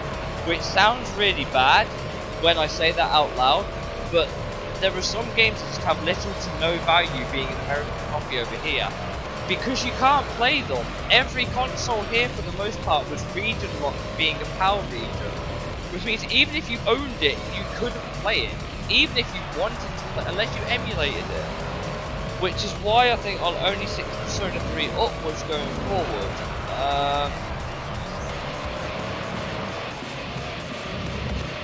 But funnily enough, Persona 3 FES was not the last Persona 3 game they released.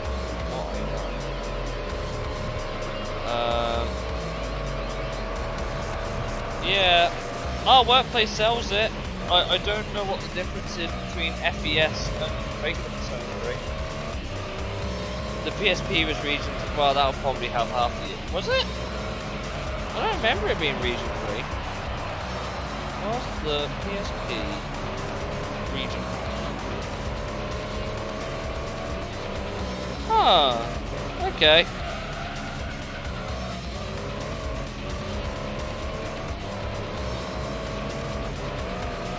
Okay. Fair enough. I don't own a PSP either. For all intents and purposes, I still don't own a PSP. I don't even own a Switch yet, and I've got 2 Switch games and a PSP game, and I don't own either. I don't own either of them, and I have games for them.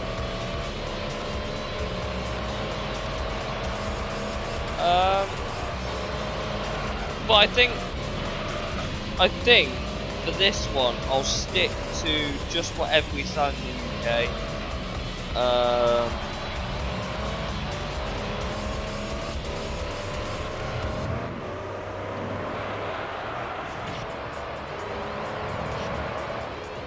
Oh no, I don't want to.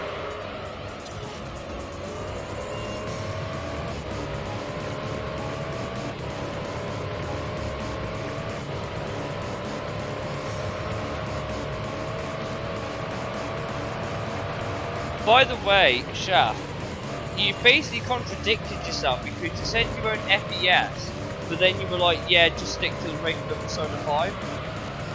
FES is the equivalent of Royal. FES is the Persona 3 equivalent of Royal. That being said, one thing I do want to check.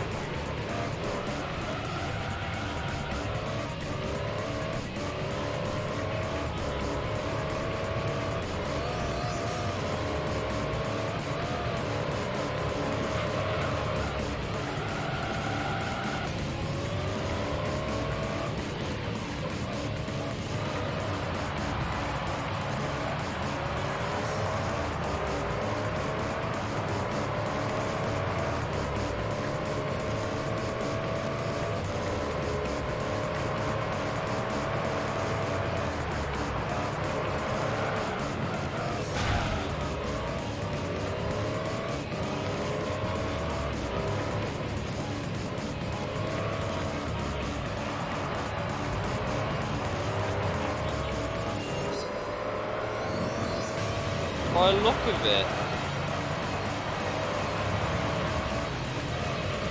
Portable has the better combat system, which I guess for a console release, a home console release, makes more sense. But FES, FES was the first one in the series I ever purchased. To be fair, if I find a good copy, I'll probably pick it up. But like I said, I've got Portable coming out on Game Pass, which is just Persona 3 anyway, with way better combat, supposedly. FES just has the Answer storyline, which, like I said, FES is just Persona 3 Royal, and Persona 4 Golden. I need to check what the difference is. Persona...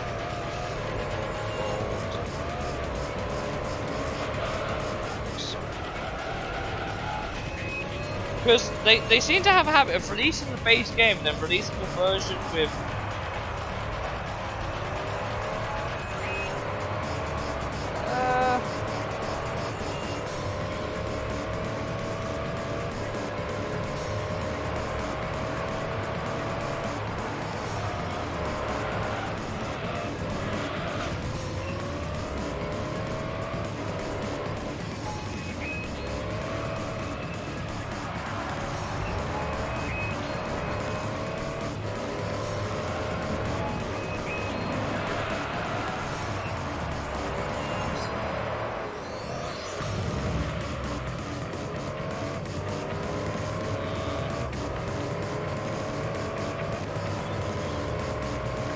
yeah, supposedly Golden is better out of 4. So, it seems like when they've released Persona games that they've done like FES, Golden, and Royal, they've all had a different reception in terms of what was good, what was bad. And maybe that is... Maybe that's why there are some people that say that one's better than... The only most debatable one that I can find, really, the only one that I can see people are kind of like and ahhing over is Persona 3. And that's just because Portable has the better combat, but the FES part is supposedly like the just FPS is just better from a cinematic experience, I guess. That's the only thing I can read. Gran Turismo 4, Golden all the way, from what I can read. Like, Golden has a lot of extra content, supposedly, like Royal. But what they said was it's good, but it's not, like, entirely necessary to enjoy the game. And then Persona 5, you said that obviously, the original is just a more condensed experience. But to be fair, I feel like what I've experienced with Royal, I have a vague idea of what was added extra. I think with Royal, it felt it's longer, but there's a more satisfying ending to it. Like, it's another twist to the tale that, with certain things done right, just add that extra layer of development to the story, which I think I like more, because you gotta remember, I streamed my entire playthrough of my Mass Effect playthrough completely blind. Never played any of them before, and I played them completely blind, all on stream, and that's now all up on YouTube if you want to go watch it. But I had never played through Mass Effect before, and it's now arguably one of my favourite games of all time. And I was very, very similar going into Persona 5. I'd heard good things about it, but I was just like umming and ahhing over what would I be willing to pay for it to say I got my... I'm sad I didn't pay for it. I think I would have got my money's worth at launch, to be completely honest.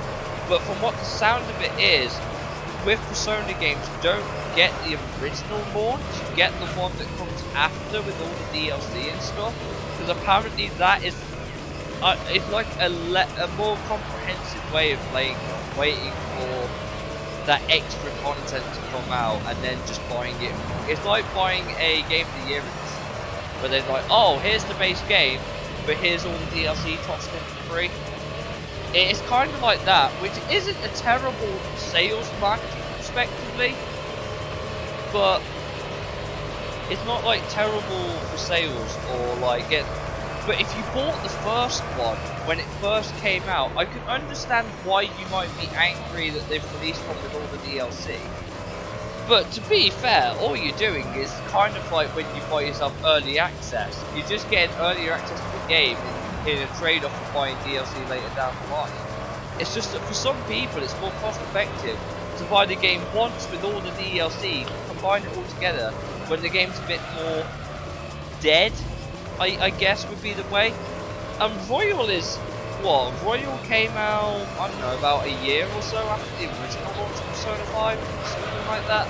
A year's not a long time to wait for a game that is effectively just a single player campaign. That's not terrible, and I feel like with Mass Effect Legendary Edition, I paid, what, 28 quid for mine when I got it from work? I got my money's worth out of that. I got, what, give or take, a 70-80 hour experience for 28 quid. That puts it at like £4. That puts it at like 4 hours per pound of game, which isn't a terrible trade-off. But I can see why the older Persona games are so expensive, because everyone says they're really, really good. But if you listen to anything I said about the original 2 Persona games, they didn't start all that well, and I don't think it was because Persona was the brand. But if you only focus on just Persona games, you are missing about 90% of the series, because most of the Shin Megami Tensei games in general are really, really expensive. Like, I saw a copy of Shin Megami Tensei Lucifer's Fall a few months ago, and it's like 40 quid. That's still part of the same franchise as Persona, and they have not exactly slacked on releasing Megami Tensei games. Like, there is a lot of Shin Megami Tensei.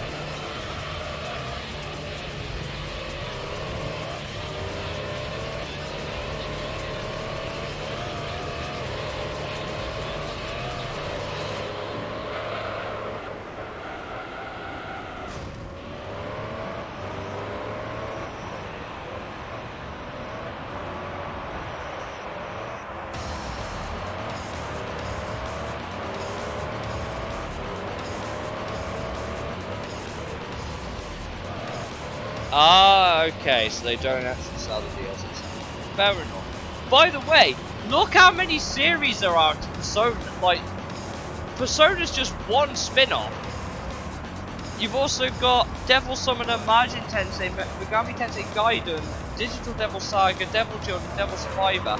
The latest release was Soul Hackers 2, which, if you weren't even aware of the series or even knew that in advance, would you even know that's a Shin Megami game?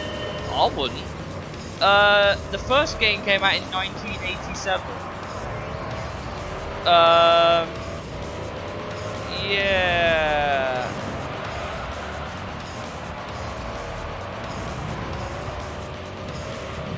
Oh boy. This does not include. This is just the main titles. This does not include the Persona games.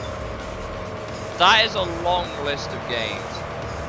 For all intents and purposes. That is a really long list of games. Right?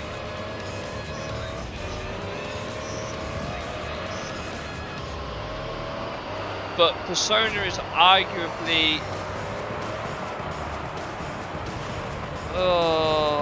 Persona's the largest in terms of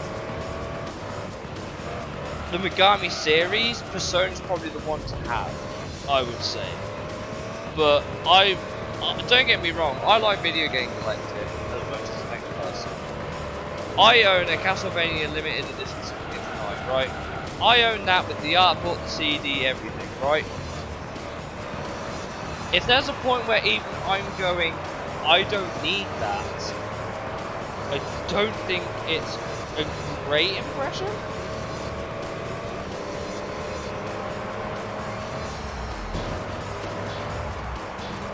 Oh boy, I want to check just for shits and gigs. Shit. Let's see.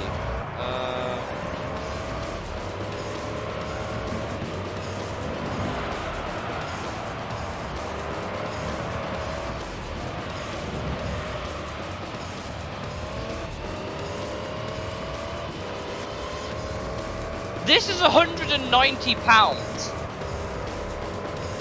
for a UK copy. Just pointing that out. Actually, you're wrong. Shin Megami Strange Journey on DS was released over here. Just for the 3DS. It's £145.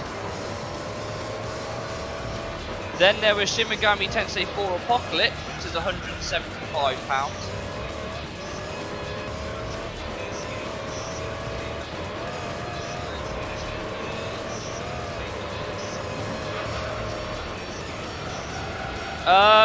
We actually, yeah. Thanks for the look, Red. Shin Megami Tensei Persona 2 on the PSP, £155.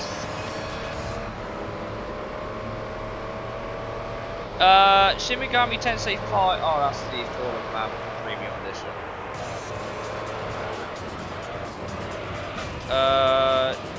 Shin Megami Tensei Devil Survivor 2 Record Breaker, still £42. That's the 3DS title. Yeah, but what I'm saying is it was still released over here, just not the DS version. Devil Survivor 2 is £50. I don't even want to try adding all this up because it would be expensive, like really expensive. Devil Survivor Overclocked, £135. Obviously, Persona 3, the original on PSP, is £90. Oh my god. Shin Megami Tensei Digital Devil Saga 2 is £38. Wow, this has come right down in price. But this used to be like a £40 game. It is now £60. So that might be a good chance to kick one off. Shin Megami Tensei 3 Nocturne Remaster, £15, which isn't terrible.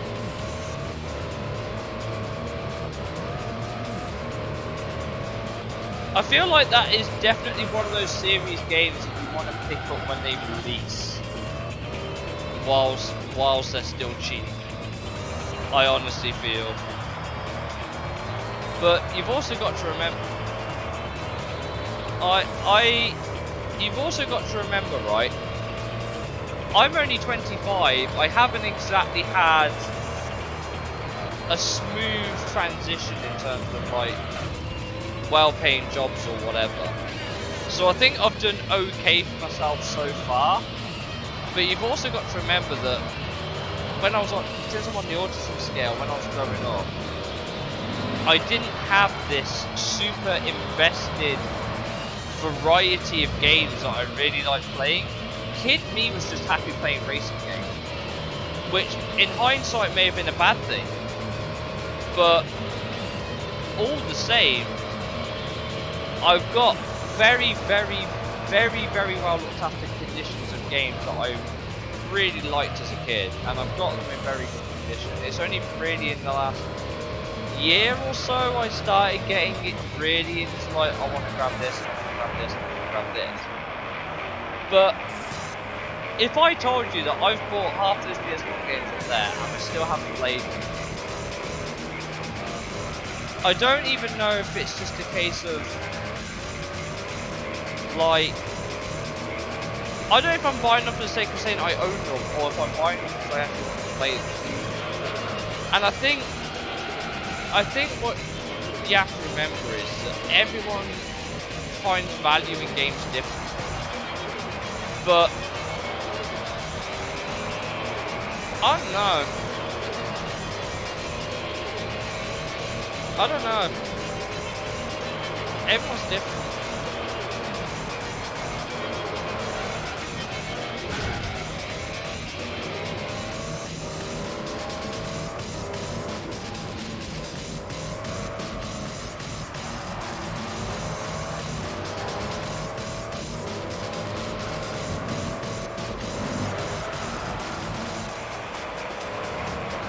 I think, based on what you've said in my many conversations with you, Shaf, I think you would probably say that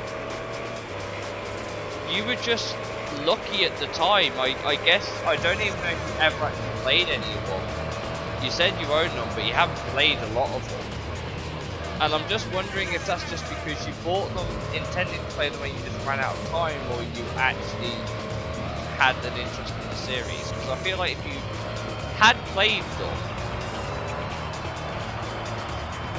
I don't know what made you keep them around, but maybe you got all of them somewhat recently. I don't know, maybe they've all just came massively, yeah.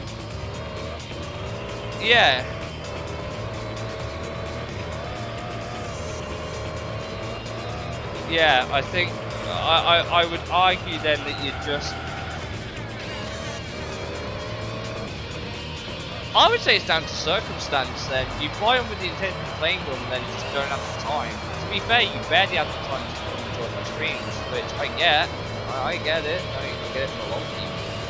Life is always busy, but you just have to work in the public health sector, which is not exactly fun at the best of times for time off, I guess. But when you have time off, yeah, I saw it. I saw it. I mean, if there was ever a chance that I could ever negotiate something with you in the future, I'd be interested. But based on what I've said recently, you probably not interested. Like I said, you just got them a long time ago. They've just fortunately gone up, so maybe that's just the difference. Maybe some games I just like to say I own, and then some games I actually quite intentionally playing. But when I play my games, I still try to look after them. If anything, I looked out relatively recently because I've recently got the last 2 editions I got for my collection of games are both sealed copies of games, and one of them being imported. But I had a copy of Scarface The World Is Yours sealed coming to work not too long ago, so I picked it up, which obviously.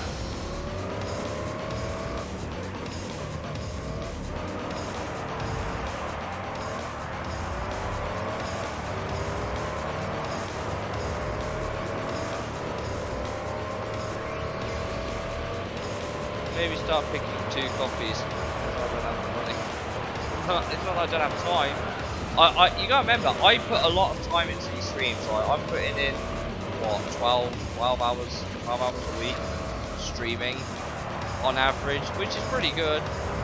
But I'm also playing games that, like I said, years. But maybe there are some games that I will maybe never open. A lot of people say keep them sealed, but I don't know. A lot of the games that I buy now have all been opened, but I only tend to buy them if they're in really good condition now. If they're in good condition and they've been opened, I don't feel as bad about playing them because I haven't opened it. But when it's a sealed game and you open it, I'm not saying you necessarily devalue it. I mean, you do. But if you opened it and then never played it, that's when it's a bit of a kick in the teeth. But let's be completely real. Hey, listen, if you sell them all, you can. Just say it. But you've also got to remember that, like I said, I'm only 25 and I've only been in full-time. This is the longest I've been in full-time work. Like, as part of the UK population, this is the longest I've been in the workforce in any one job, which is a year and 3 months. I've not exactly had. And the other issue is that this job,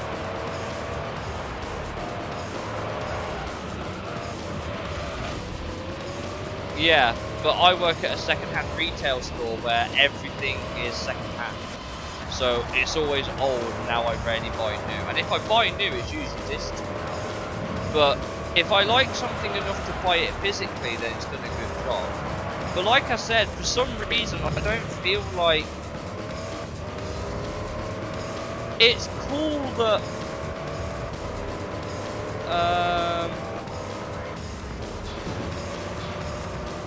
it's cool that there's loads of games out and they are worth a lot.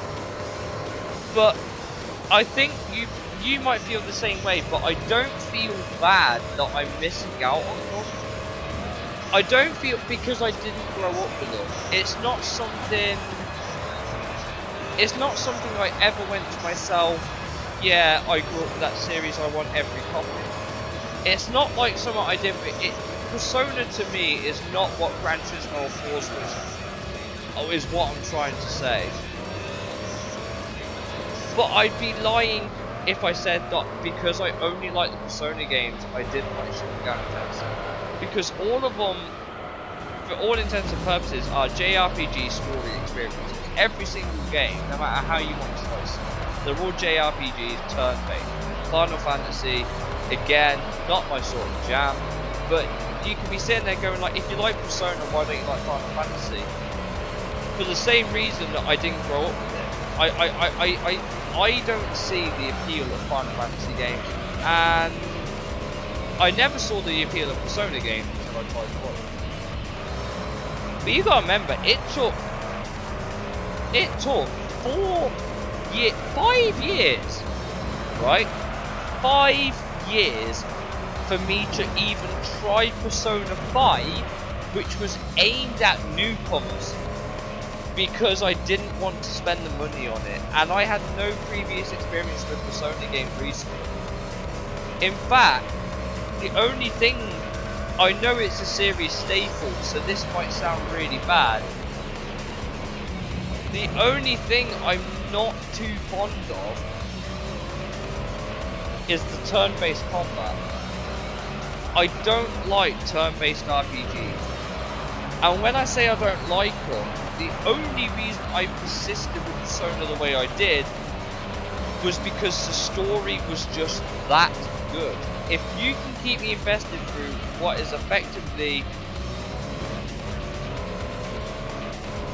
like I said,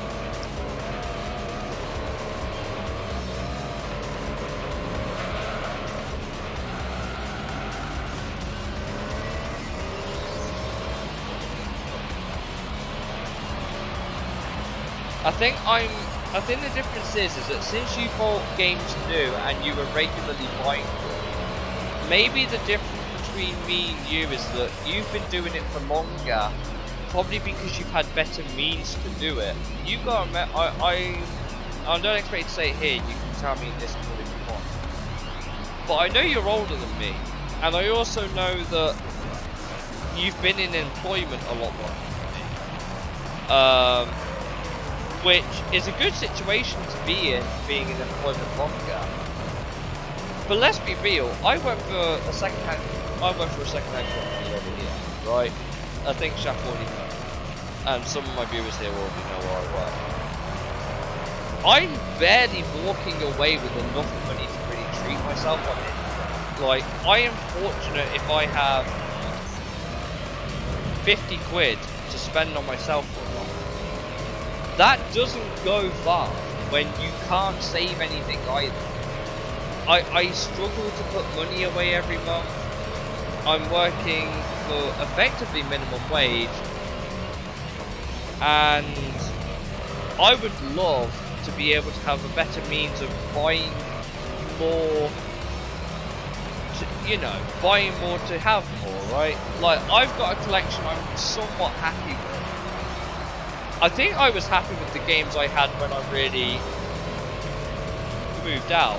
But since I've been at my job, I have bought a lot more than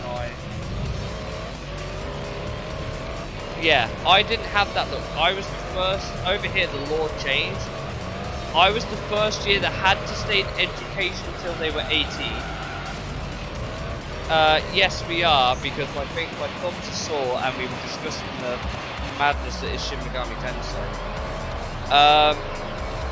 And obviously this race is taking forever. It's a half-hour race. I've been here for 2 hours as it is, and I nearly fell asleep before it was. So this conversation has helped me wake up, so thank you. The issue for me is that I didn't have the biggest collection as a kid, and I'm only just now getting to that point where I can get the games I really wanted to play as a kid.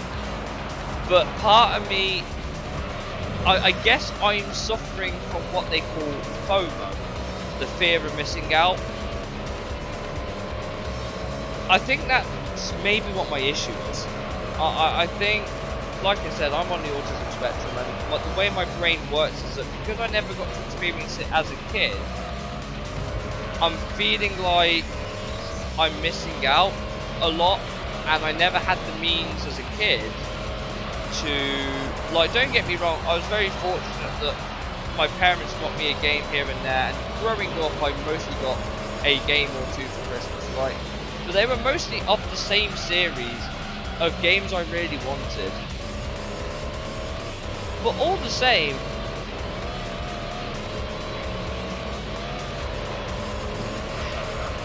it is really hard to say what really drives up the value of a game. Like, it's definitely not the number itself. I can tell you that much. It is definitely not to do with the number itself, because I have Taurus Trophy for the PS2, practically mint condition. I got it sealed as a birthday gift from one of my friends who's, I think from Twitch, is Stig Vega. He gave me a copy of Taurus Trophy sealed. It was 20 quid at the time. It's only like £5 now, but it didn't sell a million copy. It sold about as much as Persona did. It sold about as much as the original Persona did, but at the same time, it's only worth maybe £5 at a push now, and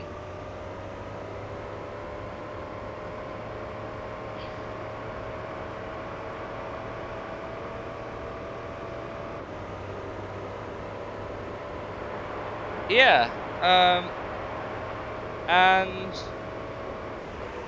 like I said, I have been very fortunate now that I am in. Yeah, there were no physical.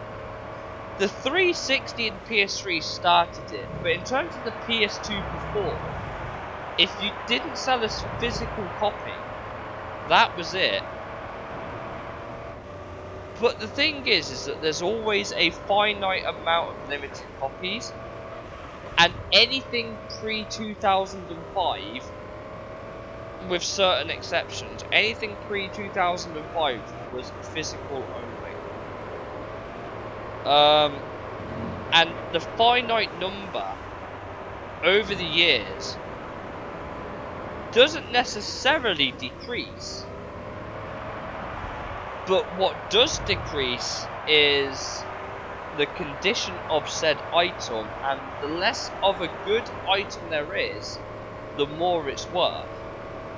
Like I said, Persona 5 has sold, oh, I don't even know, I'm going to quickly check, because I can.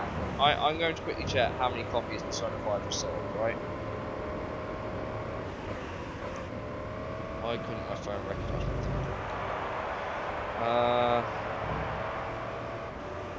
Persona 5. Because I'm going to use this as an example.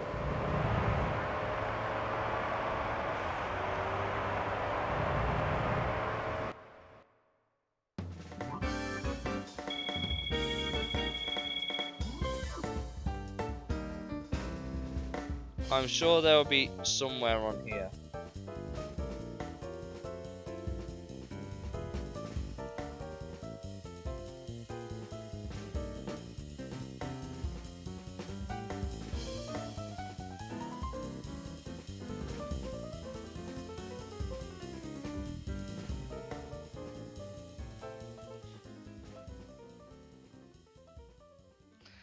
How many copies do you think Persona 5 has sold?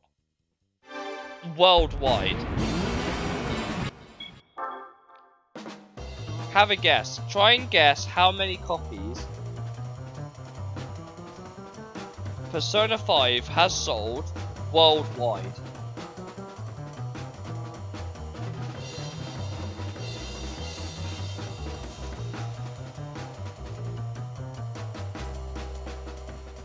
And I'm going to say here, as of 2019. So not include 69. Fuck's sake, Mart. Fuck's sake. No, it's not that high, because there's not even that many people on Earth.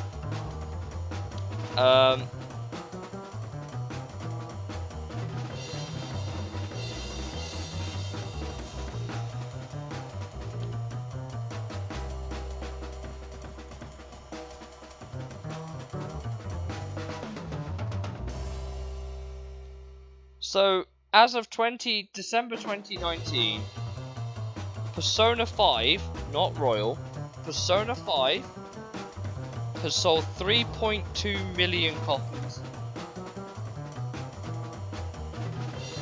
How many do you think sold in the first week of the game in Japan?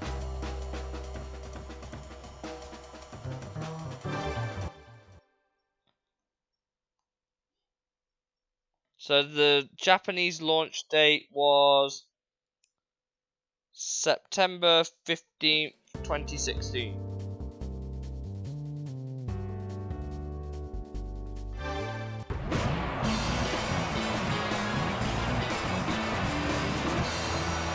The total for Japan was 344,857.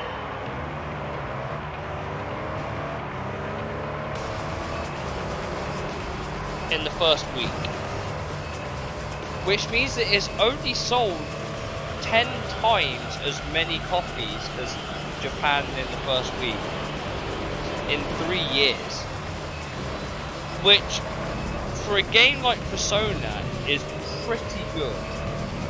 But all the copies that have sold are people who are genuinely fans of the game.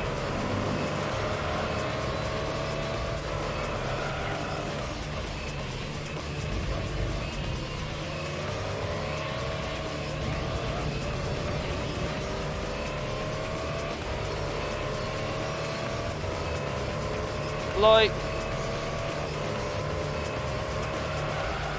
obviously I think the Xbox sales will help it a little bit. I think the Xbox sales will help it a little bit more in the future.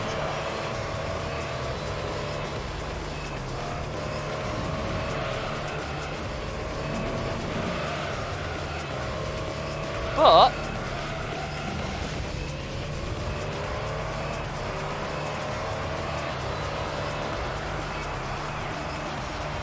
How many Persona 4 copies? How many copies of Persona 4 do you think have sold worldwide, roughly, according to this?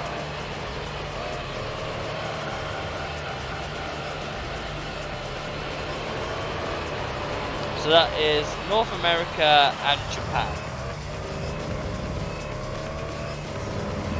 I don't know what the sales figures are for Europe.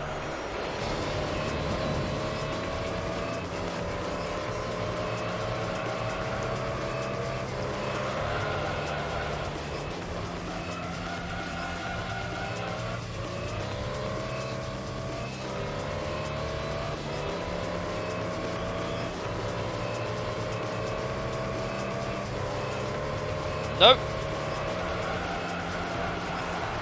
400,000.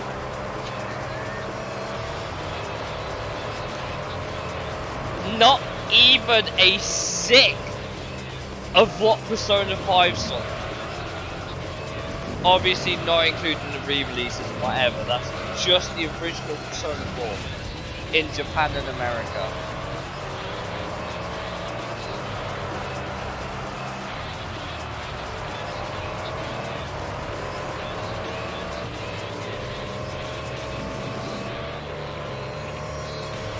And I'm not joking either. NA has done about 100k. Japan did 358,899, which puts it at give or take 460k, not including Europe. That is an oof right there.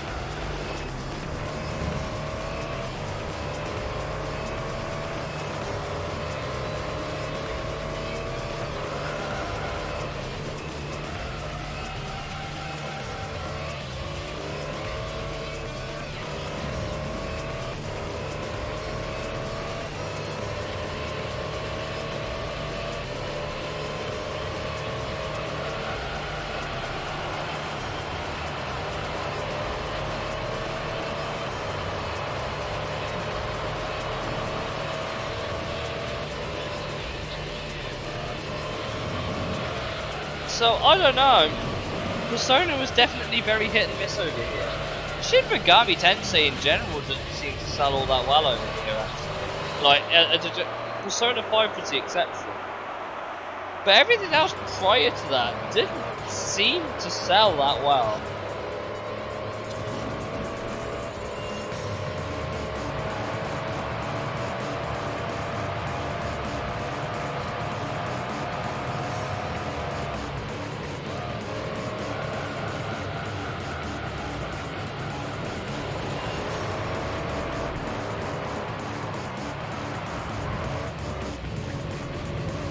Persona 4 Golden has sold over 2.4 million as of June 30th, 2021. But 1 million of that was on Steam when they released it there. When it actually first came out in Japan, it was 324,357. Which means that the popularity of Persona has only taken off because of 5.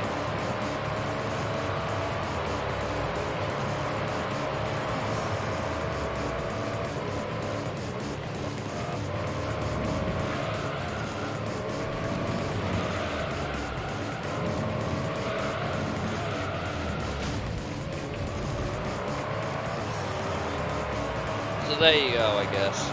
A nice deep insight into the world of Persona. Really didn't sell that well until it kind of exploded because of number 5. So number 5, I think, has partially driven the value of the games all the way up, I think.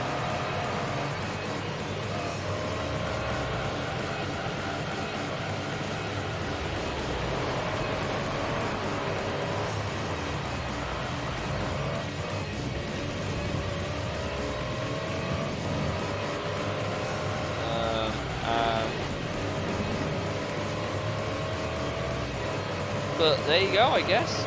Some games just have just take a while to get going. It only took Persona 5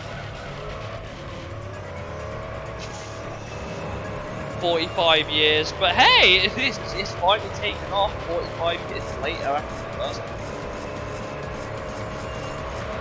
Well, 35 really, because it came out in the first one was 87, the last one was Royal, I think. Well, you get one.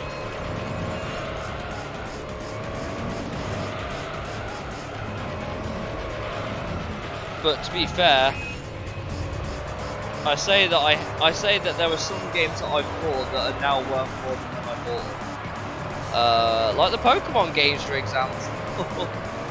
That was my childhood. On my DS, Pokemon was my childhood, and I got the best version of every game. I'm so glad I did.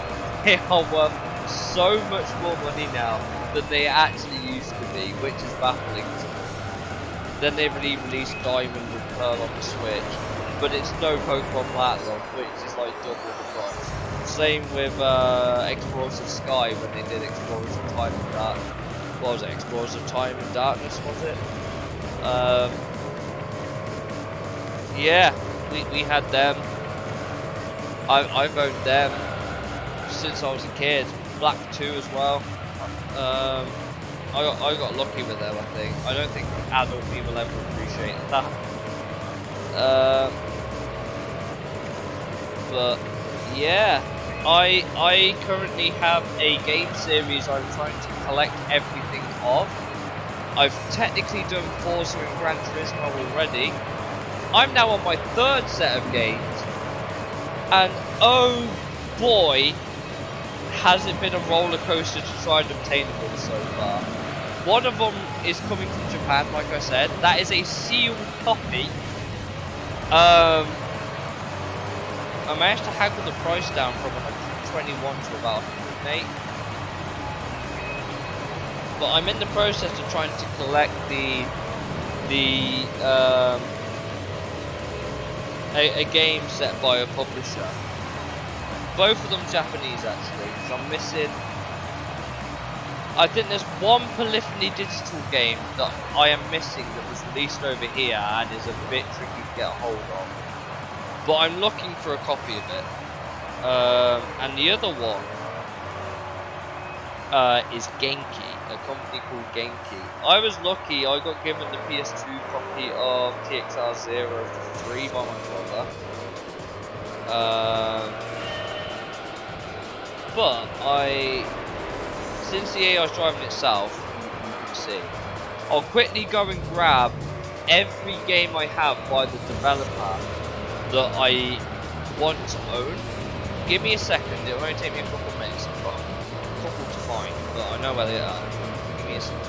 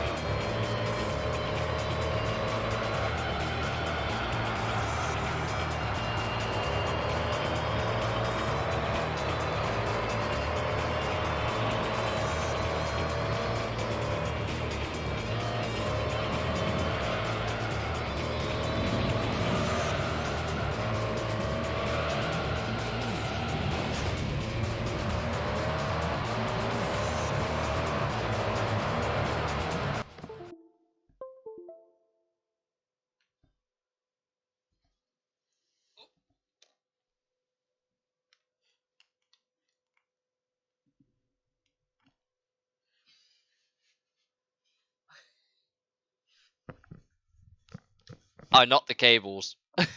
Sorry. Oh, please don't tell me the system thing's just crashed. God damn it! Ah! What do you mean 1 moment, please? It's not hard to...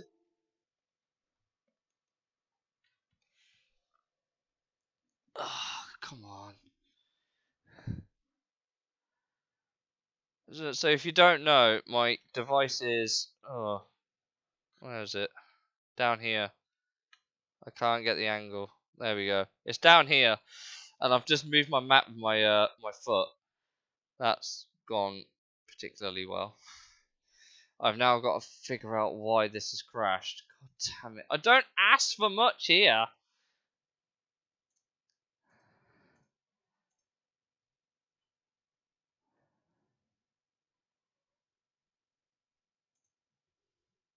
If I deactivate it and then reactivate it, will that fix it?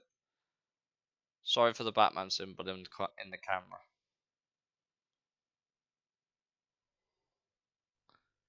That's fixed it. There we go. Right, now I can let the AI carry on driving and show you what I'm on about. So, these are the 4 games I have, and you would never have guessed they were in the same series, right? These are the 4 I own. I can't hold all 4 of them in one go. I'm a terrible person, I know. It's like, goddamn, who has time for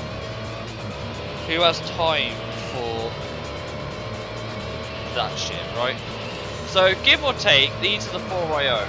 Right, I can't, there we go, right here. These are all part of the same series, but I doubt you would have guessed it by the name.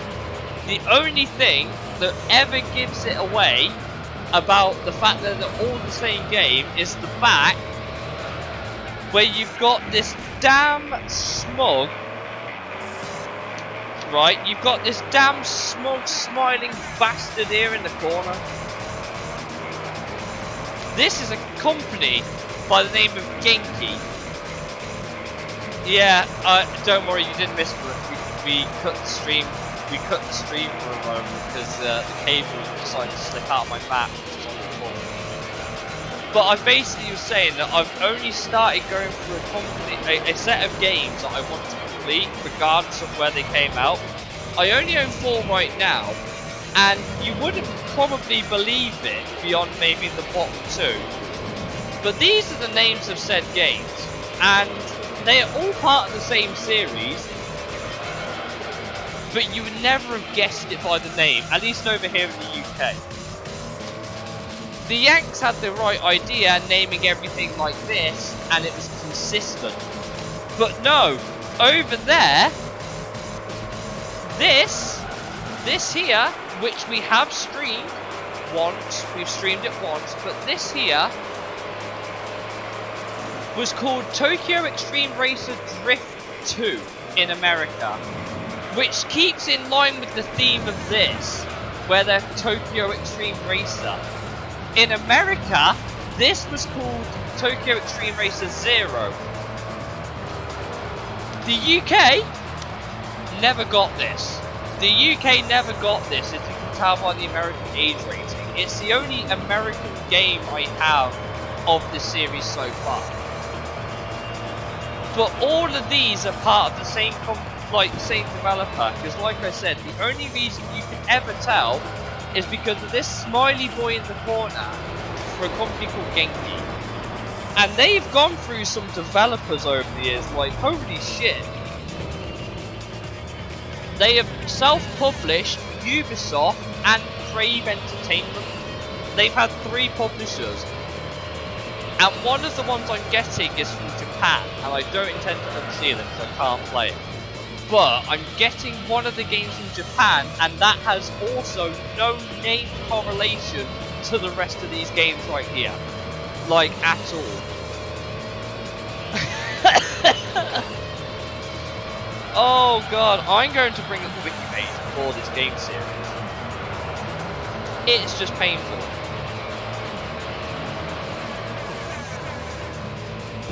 Because in Japan, the game was initially called Shotoku Battle.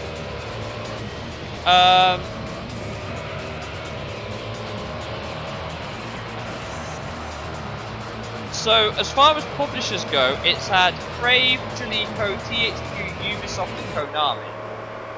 I've had one by Konami, which is Kaido Racer 2 over here, that was by Konami. Ubisoft, which did Import Tuner Challenge, THQ I don't own, Jaleco I don't own, and Crave Entertainment, which is the one that did most of them over here.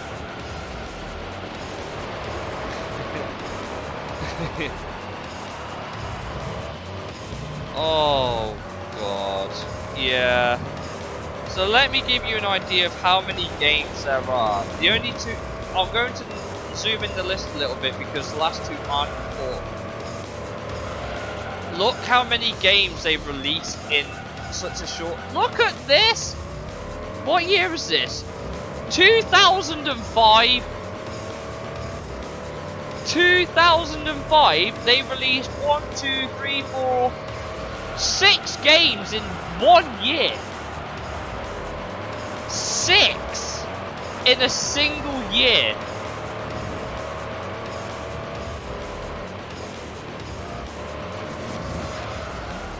Where did you get the time for this?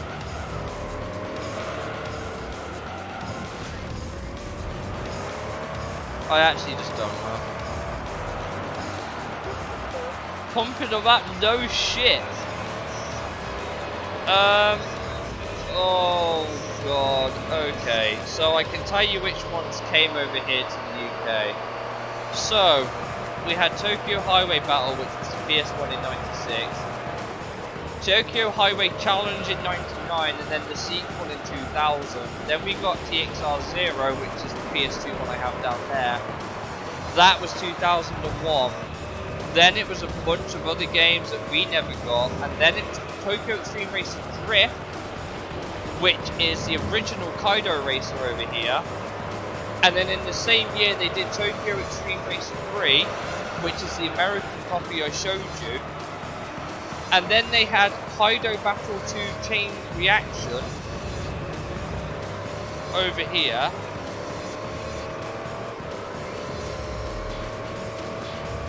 I'm trying to figure out what was this called over here.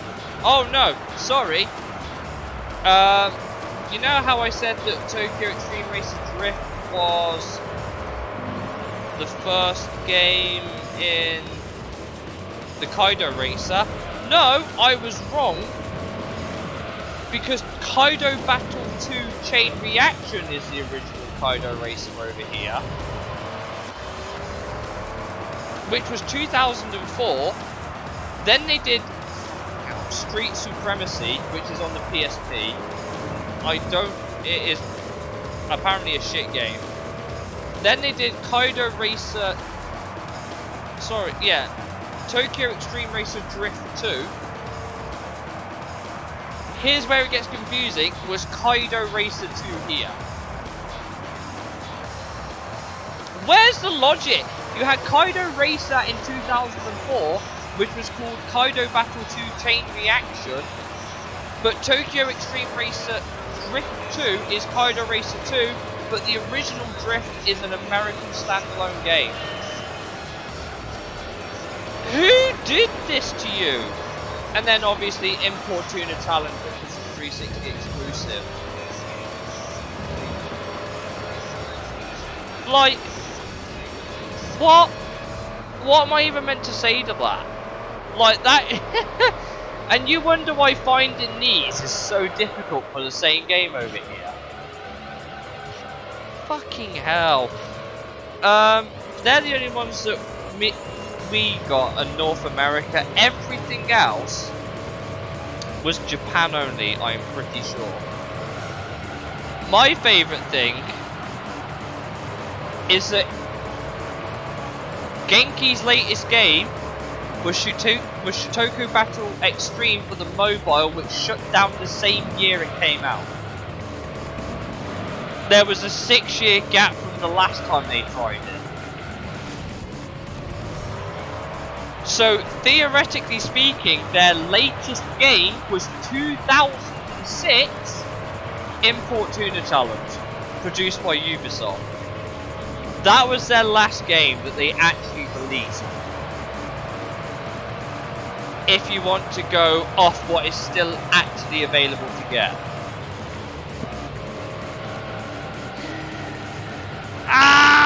Okay, so do you know what the best bit is? The company's still in business. The company's still in business. I don't know what they do. They run their own racing team as well. Yeah, but the company's still in business and they're still active. They still have their offices in Shinjuku, not far from the Tokyo C1 where all of their games are based on. They are still in business. They've just revamped their website in the last 3 months. They are still in business. I don't know how. I don't know what they're doing now, but they're still trying video games. That's my favourite thing. It's just that they don't seem to be doing a good job of it.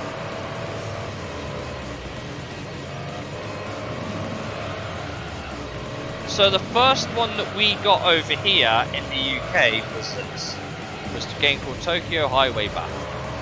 Over here, it was published by THQ and Jaleco.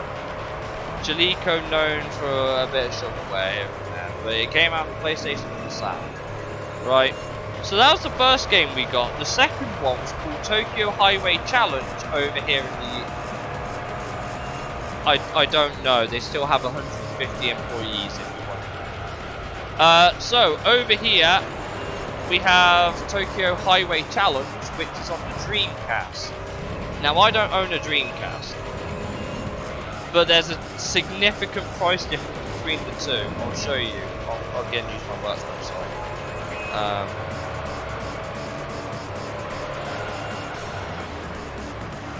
So Tokyo Highway Challenge on the Dreamcast is £12, right? So that's the original release that we got. Then there is Highway Challenge 2. 50. There is a £30 price difference between the two.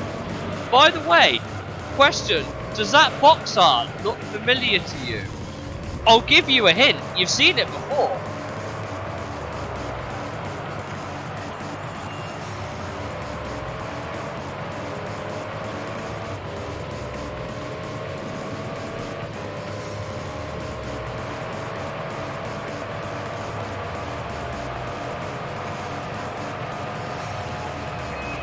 All they did was change the name a little bit and darkened the box art, really. That's all they've really done. Okay. Yeah, it did the trick though. And then there's Kaido Race. The original is now more expensive than the sequel. The original is now more expensive than the sequel. And it looks like this. The first one looks like this. That is the first game. By the way, for comparison, here's the second game. All they did was change the logo a little bit, and that was it. And the colour. Oh, and maybe, yeah, it's a little bit different, but you can tell the style's still basically the same. I don't own Kaido Racer 1 yet, but I intend to. And that pretty much sums up for what we got over here in the UK for like Tokyo Extreme Racing game. Which, as you can probably tell, is not... Let me count. 1, 2, 3, 4, 5, 6, 7, 8, 9, 10, 11, 12, 13, 15, 16, 17, 18, 19, 20, 21, 22, 29. That is not 29 games! That is not 29 games that released over here. I just want to... Apparently. So, if you're wondering which game it was that I recently obtained, from Japan.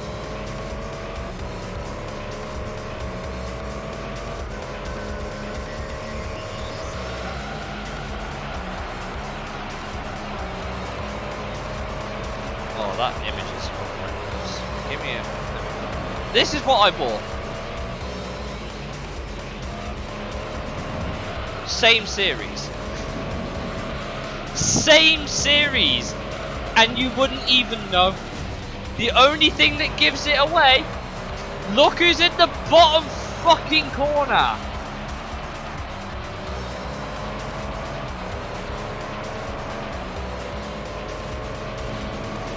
Why? Why would you do this? I don't understand.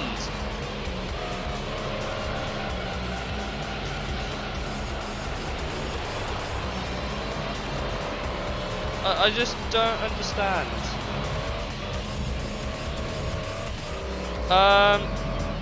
What I do want to know actually, if I had to get one, I really want to try this one.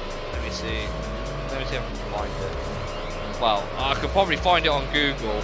Whether I can afford it, I don't know. Probably not. Let's be real.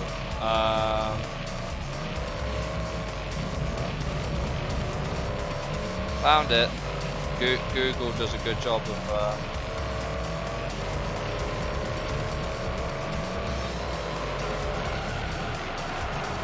Okay, that's not actually too bad. I mean, it's not that expensive. The thing is they're not terrible games. They're a bit repetitive, but they're not bad.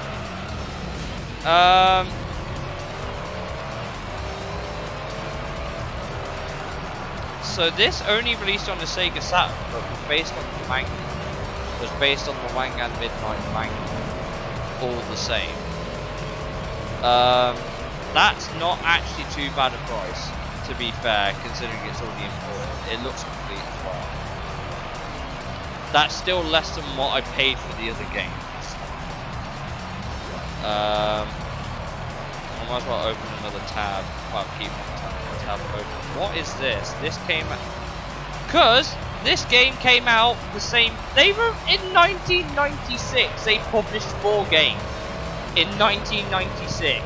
They published 2 in 97. 1 in 98. 1 in 99. 1 in 2000. 2 in 2001. 3 in 2002. 4 in 2003. 1 in 2004. 6 in 2005 and 2 in 2006. 2 in 1995 and 1 in 1994. What the hell? Why? Why would you? Why would you? Why? Who hurt you? Genki, who hurt you?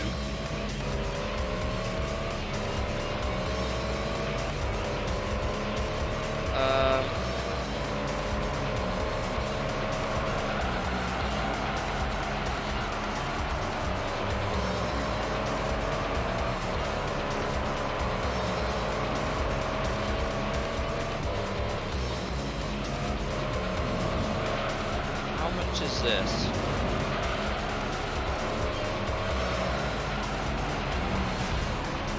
The rest of them don't seem that expensive so far.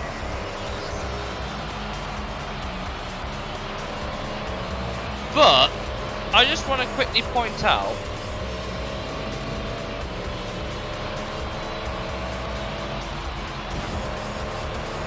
the name of this game is Shitoko Battle Gaiden.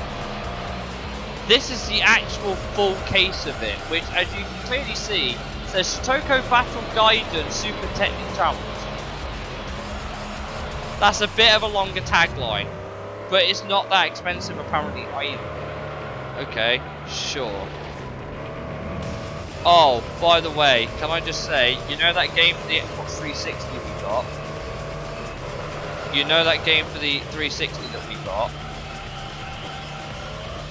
Do you want to see how badass the Japanese box art is for the same game?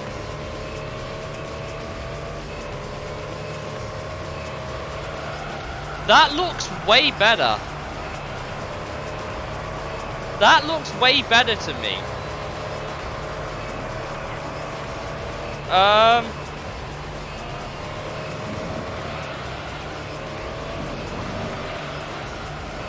What else is there? Oh yeah, Tokyo Extreme Racer 0. The Japanese box art was also really nice actually.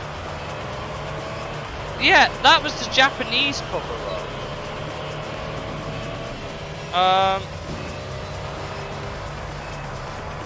Let me show you the Japanese cover for the PS2 game that we got. This was the Japanese cover. for the PS2 game that we got.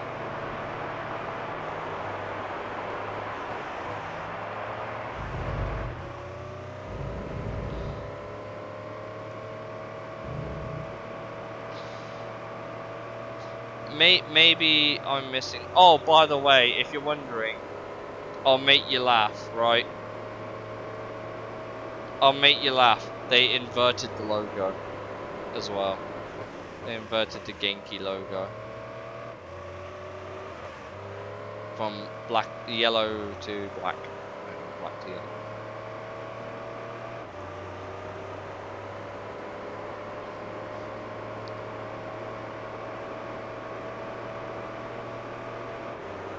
Oh, and this is another one.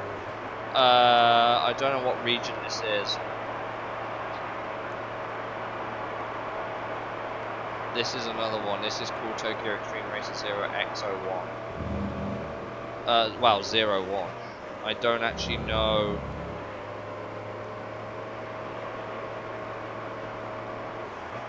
It's on PlayStation 2, so I'm assuming it's 0. Or like. Oh! Sorry, that was the Australian cover. That was the Australian cover I just showed you there. You wouldn't know it, but...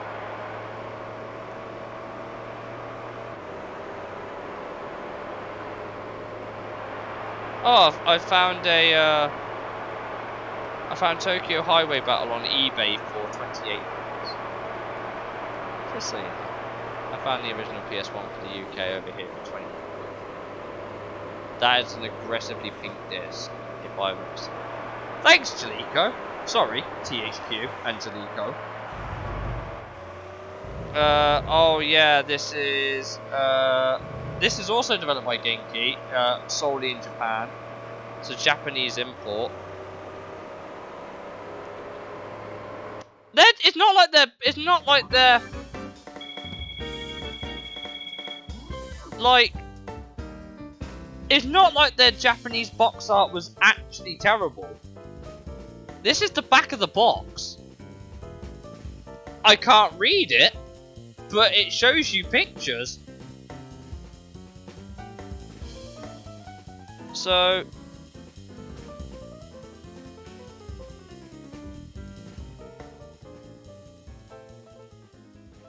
yeah. Maybe... Oh, yeah. So this was the original game that Polyphony Digital released that we never got before it became Polyphony Digital. I had the sequel. I'll show you it. Give me a second.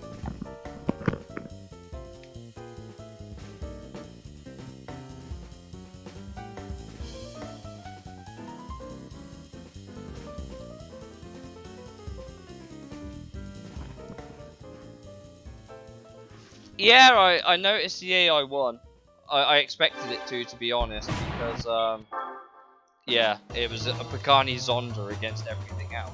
So this is the game that Polyphony Digital first released over in the UK that wasn't Gran Turismo. This is what they made to develop Gran Turismo with. This was the game that they made solely to fund the other half of Gran Turismo. There was a previous one that came out in Japan only that I don't have. But they didn't bother changing the name of it when they released it in the UK. So everyone thinking that this is a sequel and can't find the first one, I'm not surprised. They never released it here. It is a kart racer. For all intents and purposes, it is a kart racer.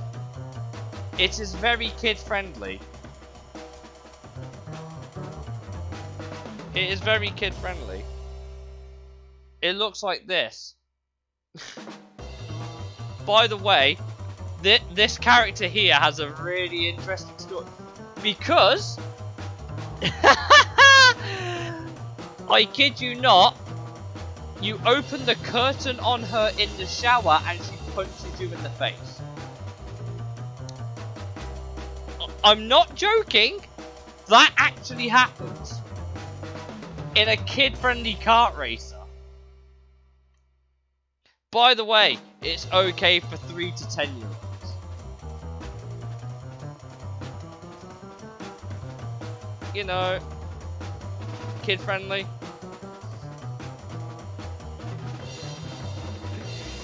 Oh god, I don't even know how to explain that. The only game I'm missing from Polyphony Digital now is a game called Omega Boost, which I can't find anywhere, and when I can, it's not an English copy. It is... Oh god, let me just try and show you how much private copies are going for. Let me try and...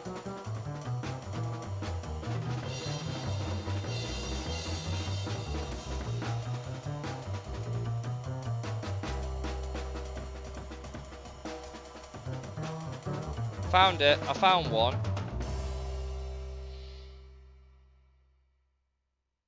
60 quid. All the games I want are so much money, what the fuck?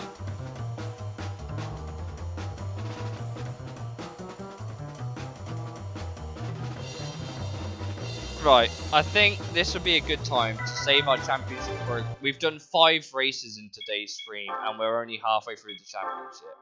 Which... Who's on the drums here but erratic? To be fair, that actually looks like a really good copy. The only issue is that... Oh wait, what did it say? Hold on. No cracks or broken hinges. Good! Because there's another copy here that someone else is selling. I think it's a UK copy. I think. Yes, it is. 90! Oh, it turned my phone off. Of course it did. Thanks. 90. £90 for the same game. Fucking shoot me. Who's green gone? How much these are worth? Like, who hurt you? Who hurt you? People of... What the fuck? Silent Hill 1 is 145 on eBay.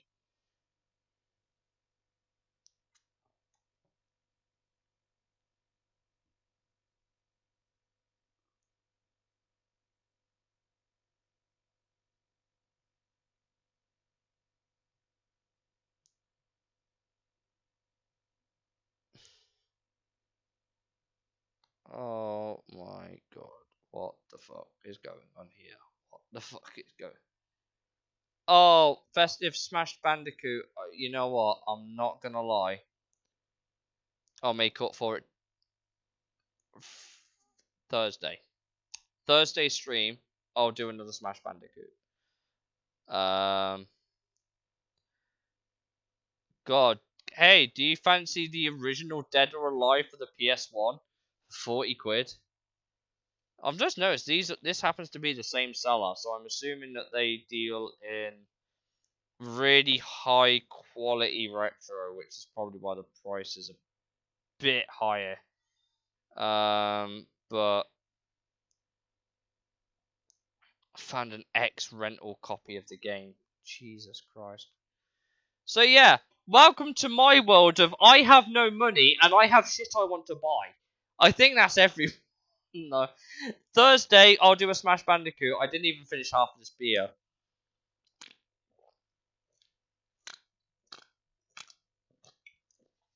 Why do you think I said I'll do it Thursday? Shaft. Why do you think I said I'll do it Thursday? Because I'm off Friday.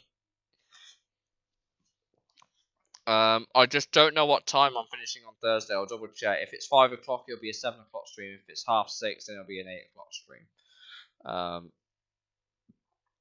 Just so I can wind down a little bit and get ready and pour alcohol all over my jeans again. But yeah, we've made some good progress today, and we've had a lot of fun chatting about how video games are expensive when they're old. I think that is the biggest takeaway that we've had from this stream. And Shaf, again, thank you for the Prime sub, my guy. I cannot tell you how much I appreciate that, and maybe with a bit of luck, one day, if this ever becomes a job, I can start showing off some of that older weird stuff. So let's think. I've got not one, maybe 2 games for Polyphony Digital, and then I have another 25 Genki games I need to get. But I've got one on the way, so let's make it 24. 24 Genki games, and all of them, every single one, with the exception of 3, I have to import. What did I do to deserve this? I don't know. I don't know what I did to deserve this. But I'm sure I will eventually get them, assuming my money lasts. If I get a better paying job, I can definitely do it a bit quicker. Oh yeah, the last thing I want to show you. Lightweight possum, fuck you, man. Give me a sec. Let me go show you the last thing I got, the recent thing. And then I have to put it all away. So, this game is not particularly special.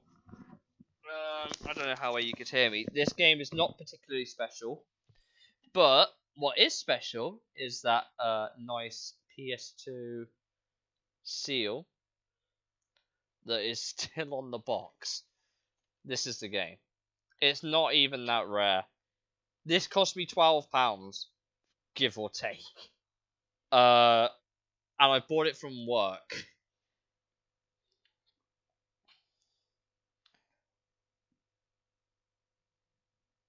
So I think I did a good on this one. It wasn't the limited. We had the limited edition at work, but it wasn't in that good a condition. Yeah, I know I'm talking. Shaft, you don't open yours. To be fair, I was debating, like, do I keep this sealed or do I open it? But considering Scarface seems to be going up in value for whatever reason, it might be worth keeping it sealed.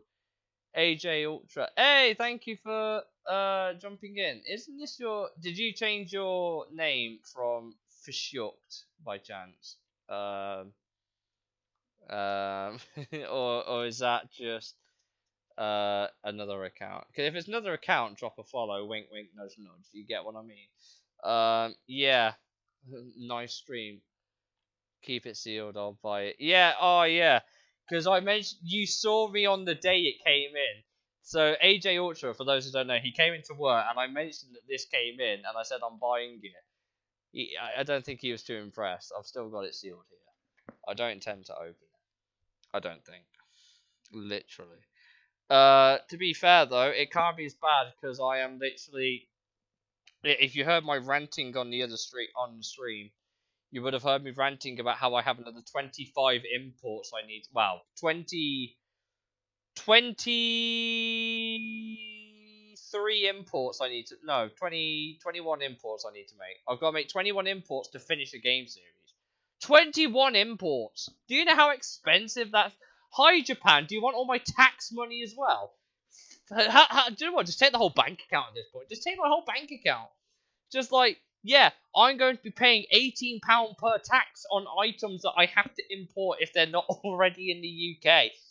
And don't get me started on the American games either. Gotta import them all. Do you know what? I've got just a joke. Import tuna challenge. Ha ha ha! You yellow bastard. Sell yourself to Japan. Mate, if I could, I would, but I'd probably die in the way that they would. Japan's a great country, but I don't think I want to work there. I'd love to visit, and I'd love to live there, but I don't think I could actually work there. I think it would just be too much, because their work culture is insane. Their work culture is absolutely insane. Yeah, it was, but to be fair, shall I show you how much I paid for for the game I ordered in the end. Let me try and find the. Oh my god, I have so much spam. Fuck off. people that need my emails.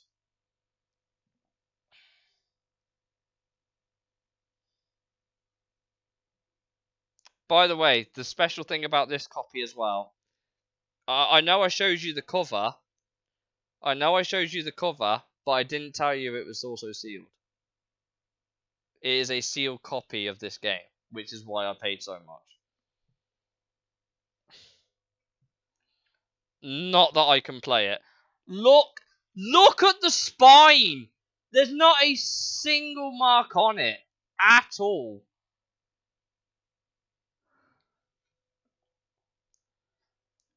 There is not a single mark on it at all. So, yeah. And when I eventually get my display cabinet, it'll be going in there. But I've got to wait until like mid-January to get that, which is ironically when the game arrives.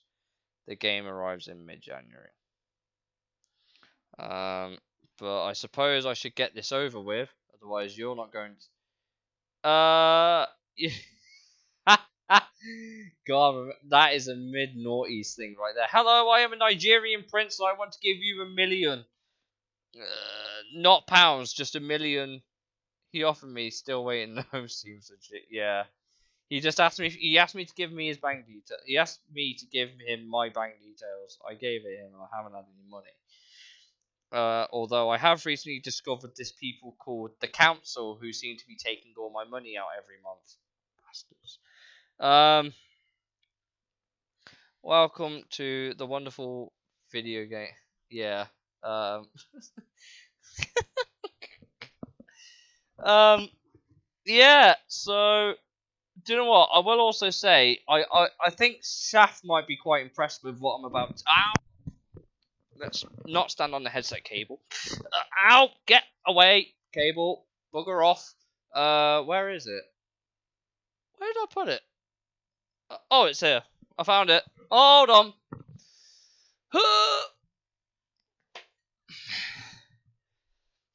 I paid £10 for this. I paid £10 for that. I paid £10 because I got it off my dad. Do you know what the best bit is? You know how it says here on the red label, includes interactive demo of Resi 2?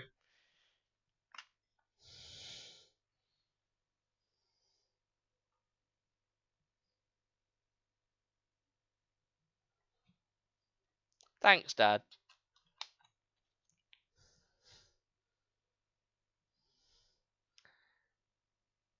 Practice. Yes, I am. Because if it ain't going down my sofa, it's going down me, and I don't know what's worse. I'm not scrimming, but I also want to show off one thing that I do have. I do have another PS1 game that I have sealed. Only one, and I don't think it's the original wrapping anymore. But I do have a copy of Roll Cage sealed. But I don't think it's the original PlayStation wrapping. But it is complete. It is complete. It is complete. Oh, sugar.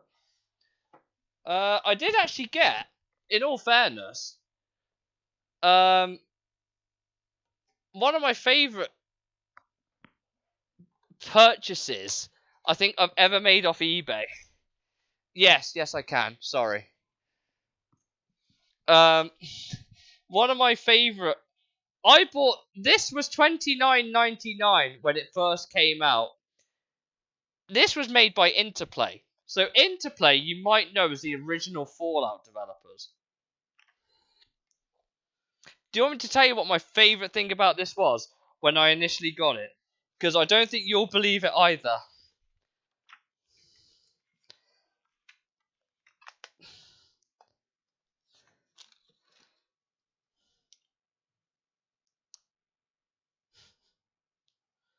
It has the original purchase receipt, and the date is still legible. I know my camera's a bit shit, which is why I want to get a new one. But if you're wondering, the receipt is dated the 2nd of October, 1999. I got it with the game. It had the original purchase receipt. It is also complete. Dixon's, I know, right? It still has the manual.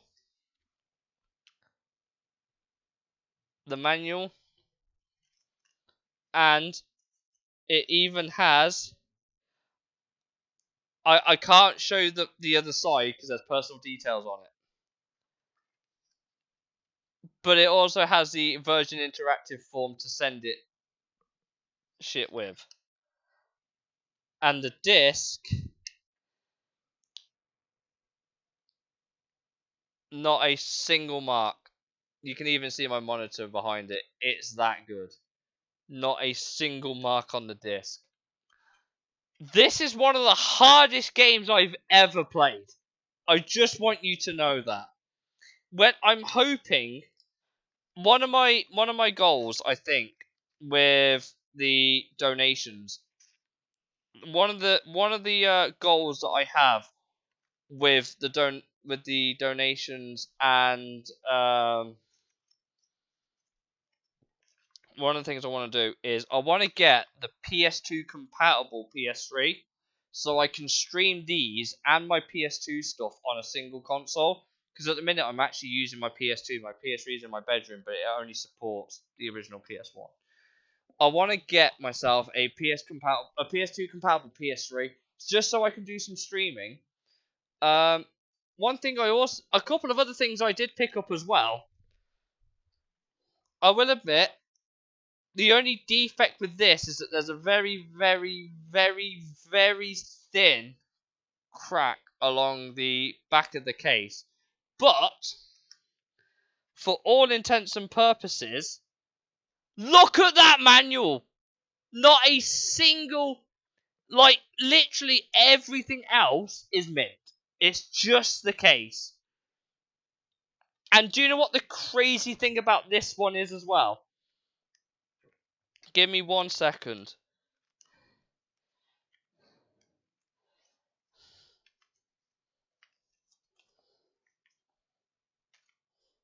Are you ready for this?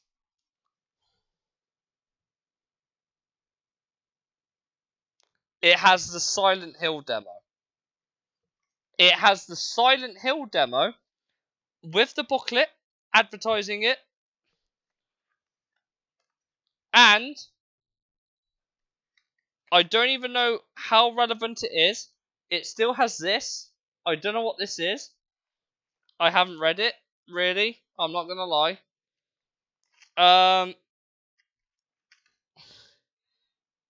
It's got the pre-post thing for Konami. And it's also got the 1999 Atari software catalog in it. It has everything that it could have came with. And do you want me to tell you? This is the bit that I think you're going to hate. How much do you think I paid for this? Have a guess. I will be impressed if any of you get anywhere near close how much you think I paid for this. Oh, wait. I've got time.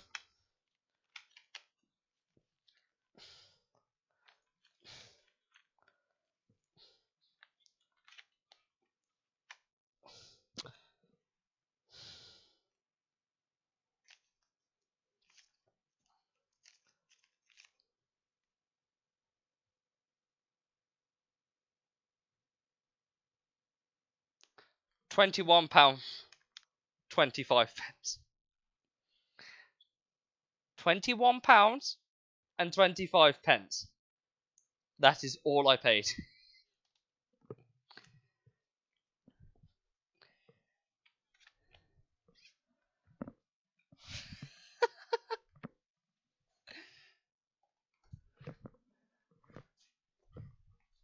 That is all I paid. This was a bit more expensive, I will admit. This was a bit more expensive. It is also 3 discs. Luck is on your side. Oh, you have no idea. So, tree fitty. Right. So here's all 3 manuals All 3 manuals for the collector's edition as well. All of them advertising GTA Vice City. Okay? That was expected. Right? Obviously, here's GTA London. The disc. And then the other 2 are here.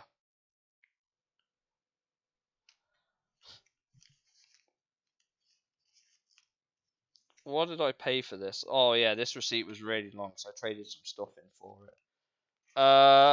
Not including the stuff I traded in. Well, okay, including the stuff I traded in, I only paid £37. £37 is all I paid for that. God, if I've ever been striking deals, it is me when I'm finding stuff. I cannot tell you how hard I have to work to find this sort of stuff and get it for that good a value. I'm just saying, right? Because I recently, I don't know if Shaft knows this, but I recently sold my original Crash Bandicoot on PS1. I have a good reason why. Because I got the 2-disc edition instead. And in it is Crash Bandicoot with the manual. And the best bit, the thing that really sealed the deal, this was included. Which they did. To be fair, I'm kind of taking the piss a little bit because I did the same with Spyro the Dragon.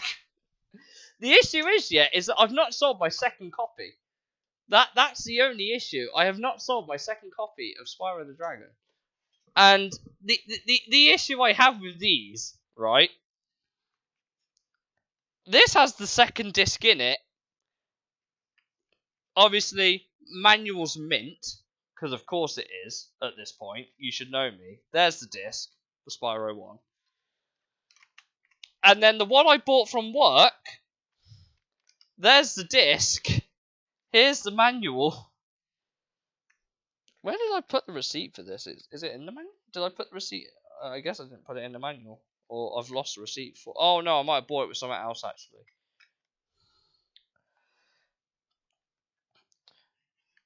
But this one is in way better condition than this one. Like, the cases feel completely different. But I own both nonetheless. Ironically... Oh, where is... I also happen to own one of the worst PS1 games ever released. Not complete yet. One day maybe. But I own this. I own this from when I was a kid. Kid me liked The Simpsons. I still don't know why I own it. But you just need to know it's a bad game. But I don't think you need IGN to tell you that. Not that you should listen to their reviews anyway, let's be completely honest. Although, oh god. What else do I have? Like, a lot of these I only got recently. Like, somewhat recently. But, oh god. Oh, all my good stuff is up here. All my good stuff is up here. Now, this is a bit of a weird game. A little bit. Because it got a sequel. I don't own the sequel. I own the original, which is slightly more expensive, I think. I don't know if you want to know how much I paid for this. But I can tell you it's complete. Action Possum Times, I know. So, obviously, here's my receipt. That's the manual. Look how thick that is! I asked for a manual, not a novel. I asked for a manual. But, in all fairness, right? In all fairness, if there's one thing I've done well, again, disc immaculate. I still don't know if I should say how much I paid for this. Wait, what was this for? What was this for? What did I sell? Oh, this was just a bunch of stuff I sold. At the... Wait, was it? No! This was someone else's receipt. Where store did it come from? It came from our store.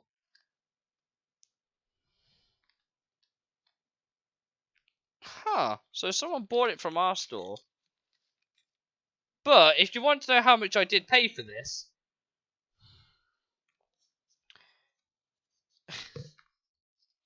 I'm going to try and cover as much information as I can here, because this is really bad. This camera's shit. I paid £178.50. I just want you to know that. God, whenever these archives make it to YouTube, if anyone's ever made it this far, they must be thinking, I am, and trust me, I don't miss opportunities very often. I don't miss opportunities like that very often.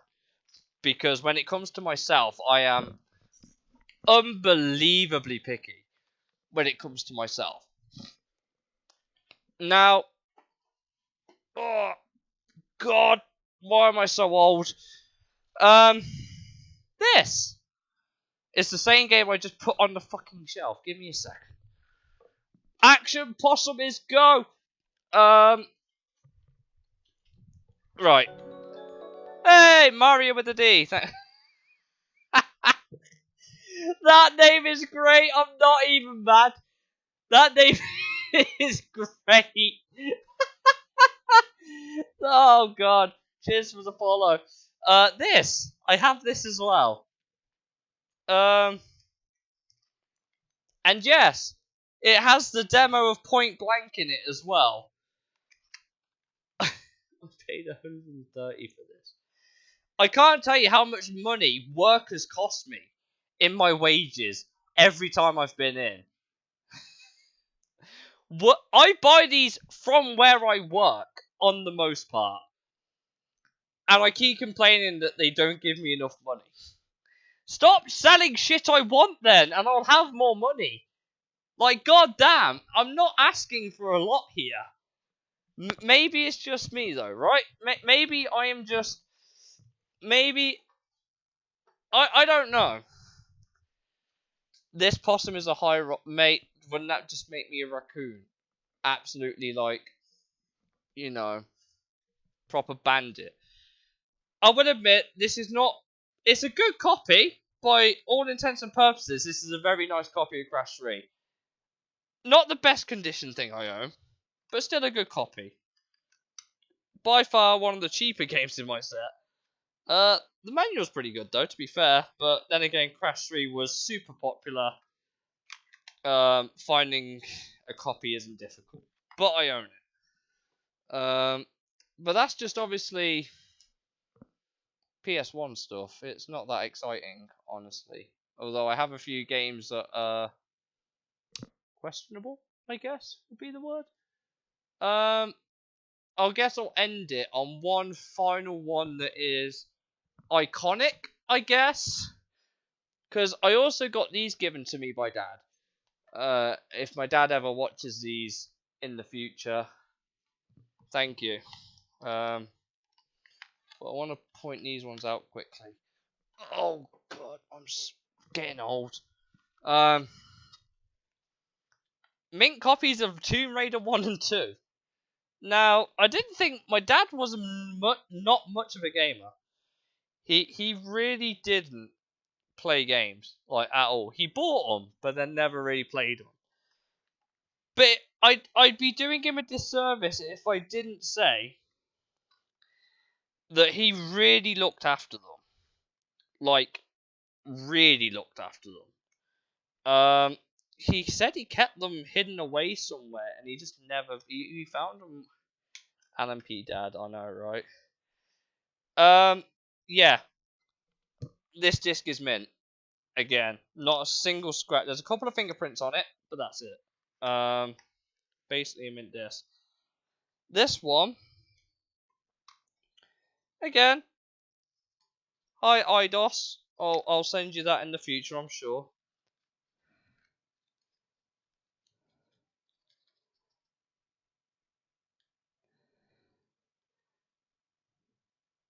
Ah, okay. Yeah, it's still a very good name. The thing is that if you know, I'm assuming you know what it inclines in English language. I am assuming. Your name is Dario, but yes, nice to meet you, man. I'm Dragon. Pleasure. This is my chat. We have Shaf. We have AJ Ultra, who I think's disappeared, and we also have Omega, who's one of my friends in the States. Uh, yes. That's why it's funny, because British people find it funny. Uh, but I can also, yeah, I understand your name now, but it's the way you've written it. It's the way you've written it, which is why British people are the first people who will take something and then make it funny. It's in our nature, it's in our blood, it's how we are. Ash Shaft, he's British. But if you ever say, I can understand your joke now you've explained it, but I can also now understand why it's funny. But yes, that is very clever. It is very. It's like when I don't know if you remember in Cars, the movie Cars, where he goes, "It's like tomato, but without the t," as in like it's like tomato. And I was just like, oh, I get that as an adult now. As a kid, I never got it. I never got tomato until I realised as an adult at the age of 24 that he was on about tomato, because Americans say it as tomato. Fun Disney trivia facts with Dragon, everybody. Um, oh god, yes, we do random trivia things on this channel as well. So I don't even know how long I've been doing a streaming career at this point. I think I've been streaming something in the region of about 2 years, 3 years now. Getting there slowly, but I like natural. I like people who just randomly stumble across me and then have a laugh about it with me. Thank you. We were literally. The funny thing is that about half an hour ago we were on about ending the stream. It is now gone on for nearly 4 hours, and all we've committed to is on a Thursday is we're playing Crash Bandicoot, Wrath of Cortex, obviously, and I'm going to get drunk. That's all we've really confirmed for Thursday. As for tomorrow's stream, I haven't decided yet. Maybe I'll pick up Juice 2 or either Import Tuna Challenge. Potentially, we can do a playthrough. Either that or I pick up a game I've been playing recently that's not old. And maybe we try picking up Trackmania Turbo or something like that, and we try going against the clock. That being said, I tend to stream a variety of stuff. I really want to try and get my old stuff. Yeah, it's basically because we basically finished. If you want to know where we are, this stream is in the middle of the Polyphony Digital Cup. So this is in the professional league on Gran Turismo 3. We are stuck in a Pagani's Honda C12. It drives like ass. I hate it, and the races are 20 laps long. We've got through 5 races this stream. The last half an hour or so has just been chatting about games and me ranting about why games are expensive and everything. But it has been quite a playthrough. All the other parts so far, I think apart from maybe 4 or 5 parts of the playthrough, are on YouTube, ready for you to watch back if you want to catch up on everything. If you're wondering, I went through the hell of getting gold on every license before we even started the campaign mode. And then we kind of worked our way up. I haven't traded any cars from another save yet. My method for this championship was to try and get the Polyphony car, the Polyphony F1 car. Yes, I am on YouTube with the same name. It's just LMP Dragon, but put a space between the P and Dragon. I have a lot of stream archives on there. We play a lot of things. It is great. I appreciate that, man. Thank you. And like I said, if you want to know my stream schedule, traditionally it's Mondays, Tuesdays, Thursdays, and Sundays. The only exception is this week. I'm moving my Tuesday stream to Friday because Tuesday I'm in work this week because of the whole New Year's and people on holiday. But back to normal as of next week. But this week is basically Monday, Thursday, Friday, Sunday. But obviously this is the Sunday stream. Tomorrow I'll be streaming. It's about 8 o'clock UK on the most part. 7 o'clock UK, sorry. 7 o'clock UK. ETS2. I have done streams on ETS2. I have some clips on my Twitch channel if you want to find out some of the traffic jams and other shit I've been through on ETS. I haven't streamed it for a while because I need a new computer chair, which is actually what my camera's sitting on. My camera at the minute is sitting on my old computer chair. But I need to rearrange this room anyway because I want to move all of this into the far corner over there so I can have a bit of a cleaner setup. A Fallout stream. Right, this is the bit where I offend everybody and say I don't like the Fallout games. I played 3, but I didn't like it. I don't know what it was, it just didn't click for me. I love Bethesda games, don't get me wrong. But when I say I love Bethesda games, I'm more of just an Elder Scrolls person, I think. I prefer the lore behind Elder Scrolls than I do Fallout. It's just me. I don't think they're bad games at all, but they're just not my sort of game, honestly. Bear in mind, I have played a lot of style of games like, well, Elder Scrolls is one. I've played through LA Noire. I've done Mass Effect. Mostly racing games is what I grew up on. So most of my collection at the minute is racing games. I do have a couple of other games. I have a Legend of Spyro game on the 360 that I really want to play on stream at some point. I'll get around to that, I'm sure. Sonic the Hedgehog is what I started gaming on. So I started on Sega, not Nintendo, because that's the household I lived in. But most of my games growing up were Forza Motorsport, Gran Turismo, Simpsons Hit and Run, which we did a whole playthrough of. We've played through the entirety of Simpsons Hit and Run on stream.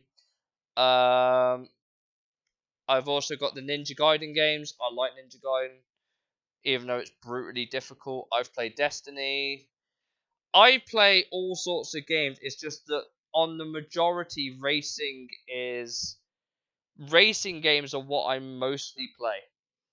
Mostly. But I have got a few shooters, RPGs here and there. I also do sports games, I know. So original. But at the end of the day, whenever I stream, I want to think people come here to talk to me. Zelda Breath of the Wild. Yeah, I mean, don't get me wrong. I think they're great games. I have a Nintendo Wii. It's not set up. It's in my bedroom somewhere. But I have a Wii with a bunch of games, and it's the GameCube compatible one. I think I have a GameCube controller for it somewhere because I played Melee on it. So I have the controller for it somewhere, but I have played Melee. Smash Brothers Melee. I have a copy. It is my only GameCube game to date. I can't afford any others at the minute. They're way too expensive. Like Mario Sunshine is like 20 quid where I work. That's money I don't have, quite honestly. If you want to know, yes, I have worked in the games industry. I worked on Dirt Rally 2. That was my main project. I did a tiny bit of work on Grid 19 as well. I'm also making a mod for Grid 08. So I'm doing that as well. Need for Speed. Do you know what? I think I'd be doing myself a disservice if I didn't play through Most Wanted 05 on stream at least once. But Dirt 4 is forever. I completed every achievement in Dirt 4 before it became impossible to complete. The thing is, I didn't like Dirt 4 as much as I did Dirt 3. But Dirt Rally 2, I have a lot of bias towards, solely because I worked on it. But I also think it's one of the definitive rally games. If you're going to play a racing rally game, Dirt Rally 2 is probably the only one I would say yes. The other, being Richard Burns Rally, is the other game that I would say go play for definitive rally experiences. But I'm also that guy that also says Dirt Rally 2 isn't difficult, and that's because I worked on it in QA, so I played it loads. But I was good at racing games anyway. But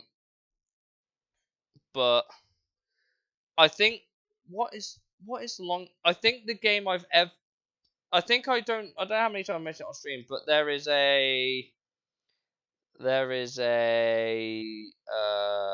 Forza Motorsport 4 is my most played game of all time. I have 1,700 hours on it. I was a game tester for Codemasters a few years ago. I'm trying to get back into the industry. I currently work for a second-hand store over here in the UK that specialises in games and tech and whatever. But I used to work for Codemasters. I am hopefully, with a bit of luck, I have met a couple of people that are in the space in Leamington Spa, which is not far from where I live. And I met someone who could potentially forward me into Playground Games, who do the Forza Horizon titles. So with a bit of luck, I'll be able to get in there. Failing that, I know a couple people at Ubisoft and Mediatonic. Mediatonic do Fall Guys. They have a studio based out here in Leamington. Ubisoft do Ubisoft. You probably know them at this point. But Leamington has a lot of game developers in it. For as small a town as it is, but Codemasters were kind of more towards Southam, which is further south of Leamington, but a lot of them are based in Royal Leamington Spa. There's like loads. There's Rebellion, who did the Zombie Army games, and Sniper Elite. Yeah, I'm hoping the same, and I hope everyone's enjoyed this New Year's stream. I completely forgot it was New Year's Day. I had been to work, and I almost thought it's now the 2nd of January, which is not. I worked this New Year's Day, but I hope this has been a way to entertain you all over the last 4 hours. Let's just call it 4 hours. I know you've only just arrived, Dario, and I appreciate that, but it's also coming up to midnight for me. So I need to get to bed somewhat soon. But yeah, I've been. Oh god, I can't even tell you how long I've been gaming. Yeah, man. Do you know what? Actually, last thing. I keep saying last thing, and we'll be rambling for another 20 minutes. Do you know what I got today? I'm gonna throw everyone back a few years. Like, not just a few years. I'm throwing people back like 2 console generations here. I want to show you what I got. I haven't taken it out of my bag because I bought it at work today. But let me show you what I recently got. Give me 2 seconds.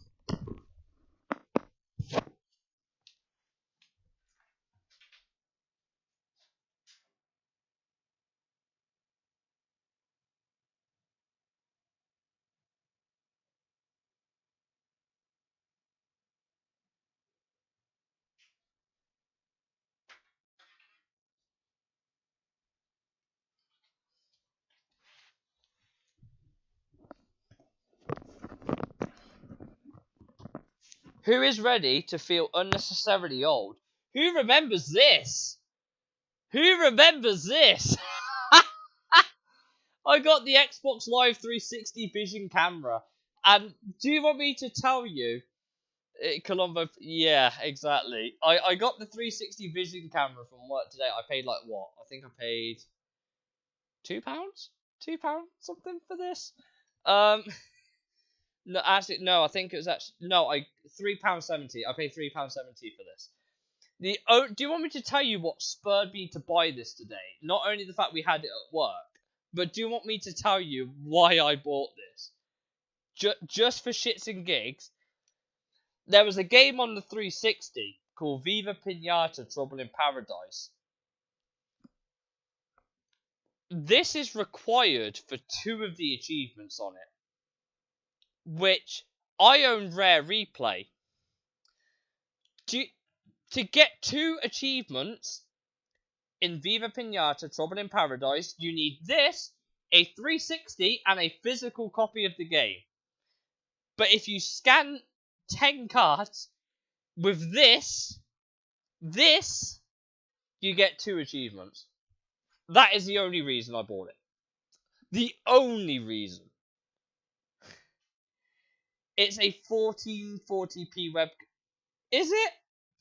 Because people are saying that these are better than the laptop cameras, in which case, yeah, your laptop's shit. I'm sorry. I'm not going to justify your purchase.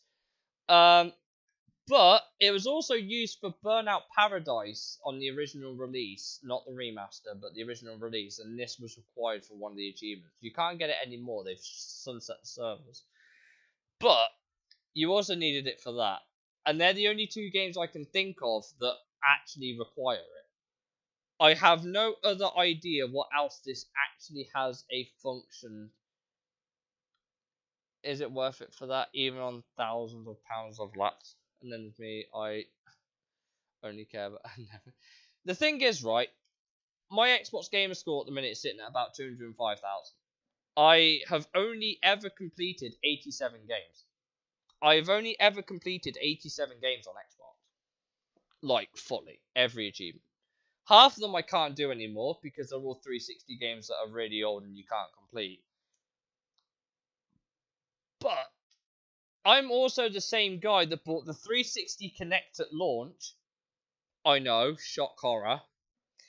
I still own it. I bought the Xbox One that came bundled with the Kinect for more than it was actually worth. I think that, what was it? The Kinect at the time, the Kinect 2 added £120 to the price tag of the Xbox One when it came out. Doesn't even work on the Series X. Unbelievable, I know. It's almost like it died as soon as it got out, basically. It lasted about a year, and one of my fondest memories of the Kinect I had was I got kicked out of managing a football club in FIFA 14 because I kept talking when I was playing the game. And the game was like, if you don't fix your attitude, we're firing you. I got fired 2 matches. I got fired from Coventry City FC in FIFA 14 because of my Kinect. And that is one of the fondest memories I have of it, which is great. I mean, only a Kinect can get you fired from a job that doesn't actually exist. But it's also the game I got with my console when it first came out. I got my console day one. I have the Xbox One achievement to prove it as well, which unused is going for like £150 on eBay right now. It is a single QR code going for £150. Do you have any idea how stupid it is? At all. It is. Wow. I don't know why. Like, who's thought at the time, I'm going to bundle an achievement with the Xbox One? They didn't do it with the Series X. Yeah. Yeah, cheers, Chef. Thanks for joining. Hopefully I'll see you Thursday for Smash Bandicoot, the Wrath of Alcohol Part 2. But, yeah, I'm going to start wrapping it up. I only own, on PlayStation 4, I don't have a 5 yet, I own 6 games on disc for PS4. See you, Chef. I only own 7 games on PS4 on disc. They are Gran Turismo 7, Gran Turismo Sport, Wipeout and Mega Collection, Drive Club, the original God of War, and Spider-Man 2018. There may be one, I might have said one more than I actually have. But you're also talking to the same guy who owns 4 different editions of Gran Turismo 5. I own all 4 editions of Gran Turismo 5. It is probably one of my favourite games of all time for PlayStation. And this is from someone that says 3 is the best one. I own the Signature Edition, the Academy Edition, the Collector's Edition, and the base version. I own all of them. And Prologue, obviously. Believe it or not, I think I own all but 2 Polyphony Digital games. All but 2. One, which was the Japanese one I showed, which was Moto2 Grand Prix. The Japanese one. The other one is Omega Boost, which I've already shown you go for stupid money on eBay. I can't afford that right now. But they're the only 2 I'm missing from the Polyphony Digital set. I own Tourist Trophy, I own Gran Turismo 1, 2, 3, 4 Prologue, Concept 2002, 4, 5 Prologue, 5, 6 Sport, and 7. I own every single one. I'm proud of it. Don't get me wrong. But Gran Turismo 2002, yes, it is the collector edition. I have it. I'll show you. I've got the version up from the collector's edition. Give me a sec. It's stupid. I bought the collector edition for one thing, and it was a certain set of DLC, and that's the only reason I bought it. But I have the collector's edition, and I'll show you the version I have as well. Give me one sec.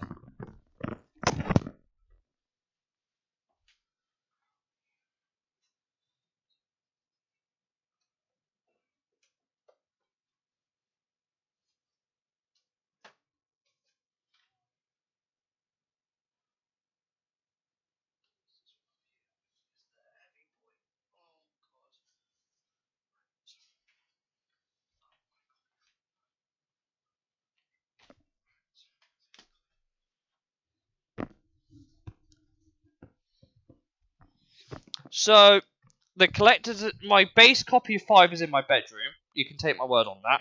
So here's the Academy edition. Admittedly, this one is German. It is the German copy, but I still own it. Then this is the one that you're on about, which is the collector's edition, which has obviously the book and the game. But this is the version I'm most proud of. I have this. I bought this years ago. Like, actually years ago. It cost me £120 at the time. I don't know how much it's actually worth now. But it is fully complete. And the only reason I bought this was for the stealth model cars. And that is the only reason I bought this pack. It is the only reason I bought this edition. Just for the stealth model cars. And it is the only reason. And, like I said, it is fully complete. This box is not just for show either. Because it has everything listed in this corner here. This is all in there. Every single bit.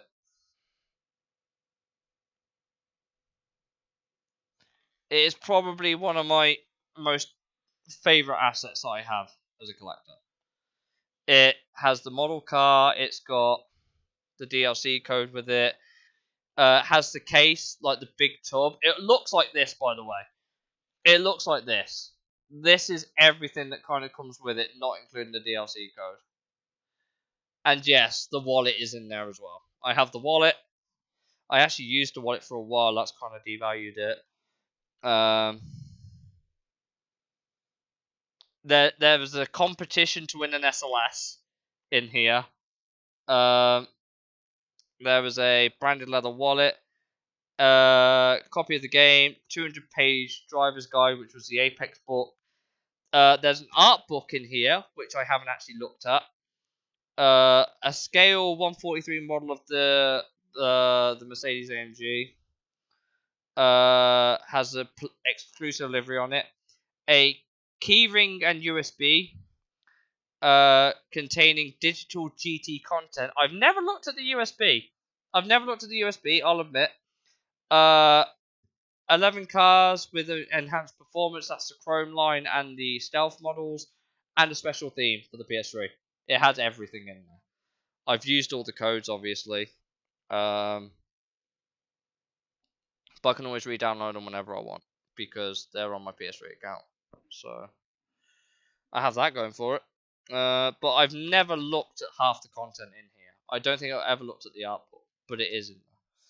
So that's probably my pride. My other one is my Forza Paddock edition, which they only made 3,000 of. That came with a bunch of stuff, but it was no game. There was no game included in it at all. Let me go put all these back, and I'll show you the Forza one. Give me a sec. I'm gonna have no legs by the end of this.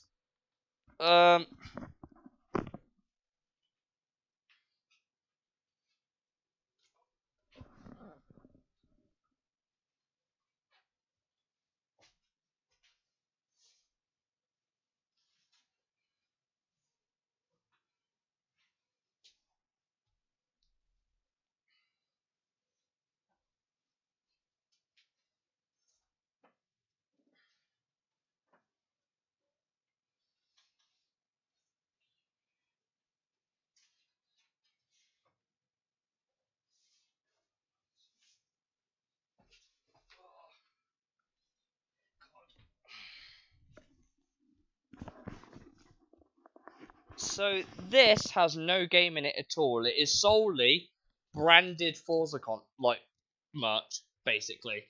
And as you can see, they only made 3,000, of which I have 1,001. Again, fully complete. Comes with a nice water bottle. I need to get that back in there now. There we go. What is this? I don't remember. I don't remember if I ever opened this. Hi, welcome to my unboxing stream. I like how this has gone from Gran Turismo to Forza, and I love and hate it all the same. What is this? I don't remember. Oh, it might be the keychain. Is it the keychain? I haven't. Do you know what? I genuinely cannot remember what this is. I don't think I've ever opened it. Oh, there's the puller. There it is. Yeah. Oh, it's a keychain, and it comes with some. I think it's some lug nuts. I think for your car. Not sure why you'd want to put them on there, but hey, it's a thing. Oh god, which way did that go in? That way. Then we have this, which is a pair of Spy Plus sunglasses with the Forza branding on it, for reasons, don't ask. And then under here, oh god, how am I going to get this out? Oh yeah, under here is a big box of something. I don't even know if there's anything in the box. Maybe. How the flip are you meant to get this out? What? Who packaged things well? God damn it! Why do we have to package things so well? Have we come that far as a race of people, of sentient beings, that boxes have to be so well packed you can't open them? Oh, good lord. So where are you from, Dario? While I battle this box, are you from the UK, Germany, or America, or somewhere? Oh, God. How are you meant? We're nearly there, I promise. Because in here is a jacket. Somewhere. Somewhere. Oh, hello. No, not quite there yet. Nearly there.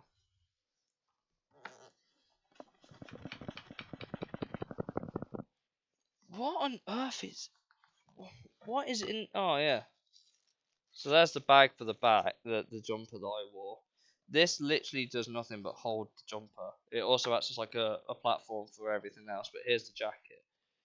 It's all folded up from when I moved. I used to wear it a fair bit, but look how thick that is. That is... You don't need something that thick. This is not Nicki Minaj.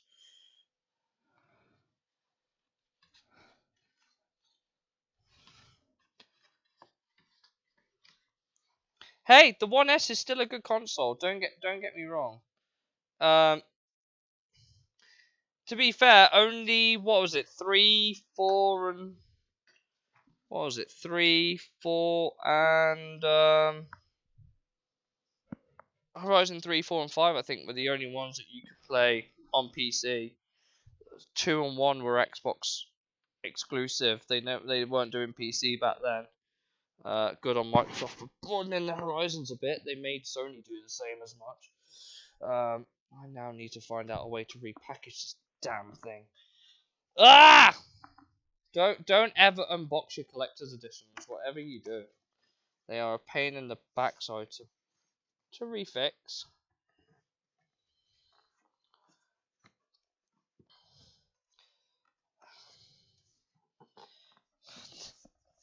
Why do I do this? I should never have opened this.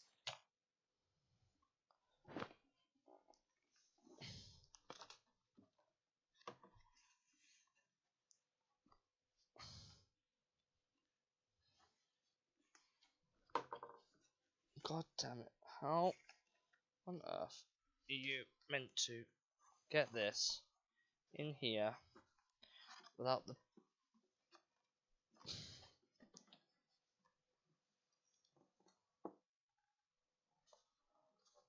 want to bend it. It's the thing. I think that'll be good enough. I think. Will you fit in properly now? Please just fit in. That's all I'm asking. Oh, thank goodness. Boxed. Ooh. Yeah, the Series X is still a good console. Like, I know a lot of people were really bouncing on the PS5. They're the same thing. The day people understand that the PlayStation and Xbox are exactly the same thing, it's just that there's slightly different games for it. Like I said, I'm Team Green personally. I used to be Team Blue with Sony in the PS1, PS2 era. PS3 didn't do it for me. Oh, you live in Italy. We have my company, the company I work for, has shops in Italy. We do have an Italian branch. They're a bit few and far between though, but we do have some in Italy. I don't know if there's one near where you live though. But yeah, we have my company, my employer has shops in Italy,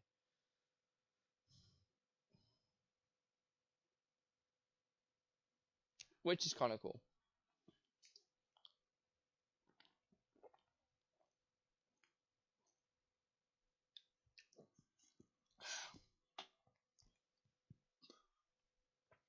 Oh,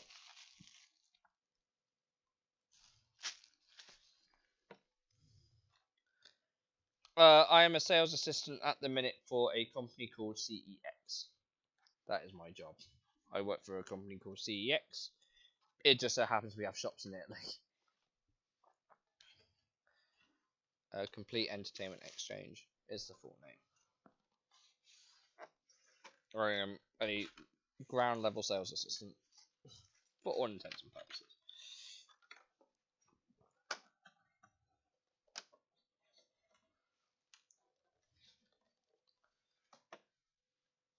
I have the one through four. I've got all the boxes for. I actually have like 3 PS2s. Oh, I have 3 PS2s. Okay, to be fair, Uber Eats. I use. I think a lot of people around the world use Uber Eats, but I use Uber Eats from time to time if I want certain things. Um, but yeah. If you don't mind me asking, what city are you in? I'll see if my company has an employment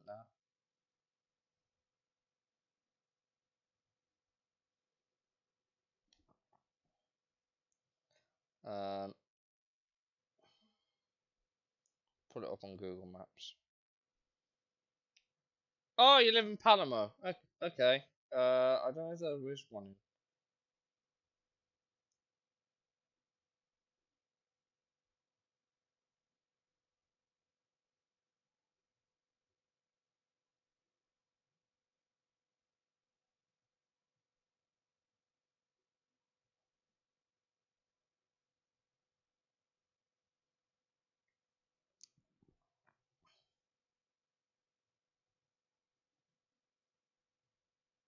Oh, Google Maps makes everything.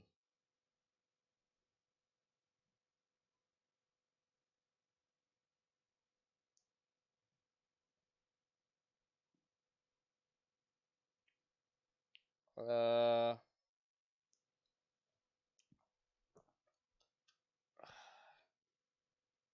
it's Parma in Sicily. I'm pretty sure Parma's in Sicily, right?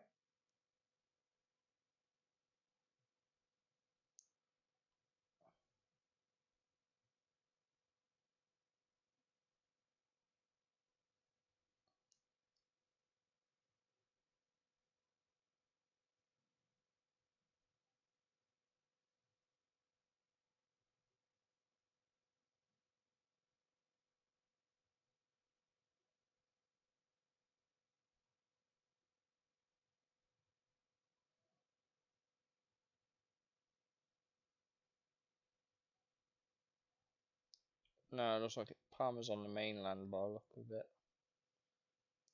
I was just checking because I know we seem to have some shops in mainland Italy. Um, but I don't think we have any on the Isles. Oh, there's Nicosia and Catania, and yeah. I don't think we have one in Palermo, but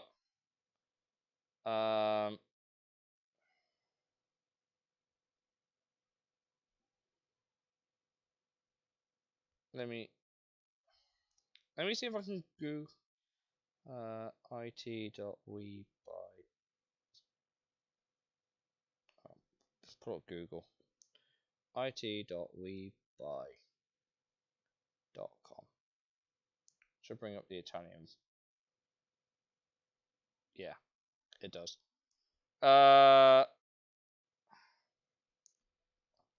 What is it? Store Finder. Store Finder. Oh.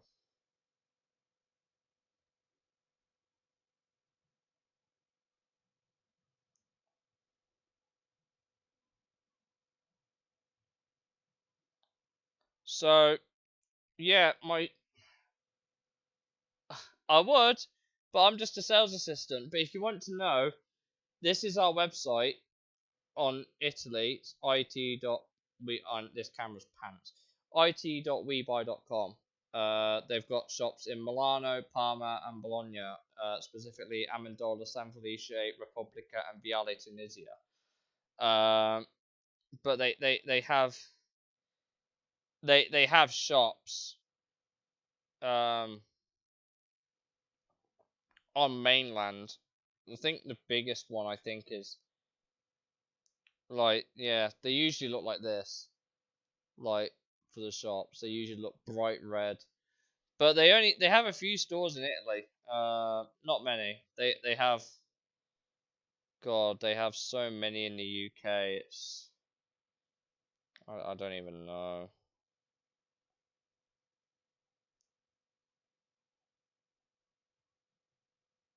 Yeah, they've got 4 stores in Italy, 2 in Bologna, 1 in Parma, and 1 in Milano. But they have stores in Italy. They have stores all over the world, actually. They've got some in Australia, Netherlands, Mexico, Poland, Canary Islands, Portugal, India, Spain, and the UK, which is where I live. The UK is the most popular because that's where they're based. It's yeah, that is a good way of explaining it. It is basically like GameStop, basically. But like I said, I'll tell you what. Let me put it in the chat. Let me put it in the Twitch chat for you, so you can go have a look. I'll put specifically the Italian one as well. Send a message. So it is HTTPS. Oh god, stop capitalizing. it.webuy. So that's the official website for the Italian, the L'Italia website.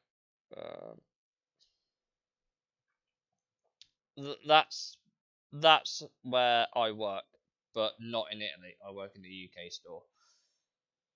They've only got like 4 stores, so you might have fun browsing. But they sell all sorts, anything tech, really. They'll sell anything. Yeah, you can go browse it. It's cool. Like I said, I just work in the UK store. Hopefully one day I'll work in the games industry again, though. So yeah, it's been a good stream, I would say. I like how most of this has just been chatting, and I feel bad for padding out the stream as long as I have with just chatting. But I guess that's not the worst thing. I guess. But I really should consider ending. I'll be back tomorrow. I don't know what I'll be streaming, but I'll be back tomorrow. I'm sure we will find something and stream it. That shouldn't be too hard. I've just got to figure out what it is I want to stream. With that being said, though, I'm going to put up the ending screen because I can. And I guess I will see you all tomorrow. I have not yet decided what I'm playing. I will probably figure out that in due time. Yeah, thank you, Omega. I appreciate it. Thank you for sticking around and listening to me ramble and having a chat. I like doing that. But yeah, we'll pick up where we left off with this at some point, and we'll hopefully finish the Polyphony Digital Cup so I can get some of my sanity back, because this Sonda is driving me insane. And we'll see what we will stream tomorrow. It might be another 360 game. It might be PS2. It might be Xbox. It might be. Well, it won't be. It could be PlayStation 4 if it's Gran Turismo 7, but we'll see. I will see you tomorrow. I will be back tomorrow, 8 p.m. UK, which for Italy is 9 p.m. Italian time. Pretty sure. Or was it 10? It's one of the two. But yeah, I will be back tomorrow, 8 p.m. UK. I'll figure out what I'm streaming. Hopefully, we can have a bit of a laugh together. Maybe I'll pick up Crash Bandicoot 4, not Breath of Cortex. But Thursday we'll be doing Smash Bandicoot. Thanks, Jaff. Thursday I'll be getting drunk on stream as we play Crash Bandicoot: The Wrath of Cortex to basically yeah, we'll figure it out, I'm sure. Right, I need to go. Have a great night, guys. I don't know how to say good night in Italian. I know it's buona something. I only know buona fortuna, which is good luck, or good fortune in Italian. That ciao and arrivederci is the limit of my Italian. I'll be honest. But yeah, have a good night, everyone. I'll see you all tomorrow, hopefully. Dario, thank you so much. Thank you. Ciao, bro. Isn't it arrivederci? Ciao is hello, isn't it? Wouldn't it be arrivederci? Arrivederci? Yeah, I'm pretty sure it'd be arrivederci. But yeah, thank you. Like I said, be back tomorrow. Please come back tomorrow. You will like it, I am sure. Is it both? Oh, okay. There you go. You learn something new every day. You can say ciao or arrivederci, although I think arrivederci is probably the more professional way of saying it, but ciao is a more friendly way of saying it, I guess. But there you go. Ciao is hello and goodbye. The more you know. Es buona. Es buona. Right, okay. Look, I have to go. I'll hopefully see you all tomorrow. I'll figure out what I'm doing. I'm sure. I don't know what the game will be. We'll figure it out, I'm sure. Right, I've rambled enough. You should all go chill out a little bit. Have a good night. Stay safe. See you tomorrow, hopefully. And keep going strong. Bye.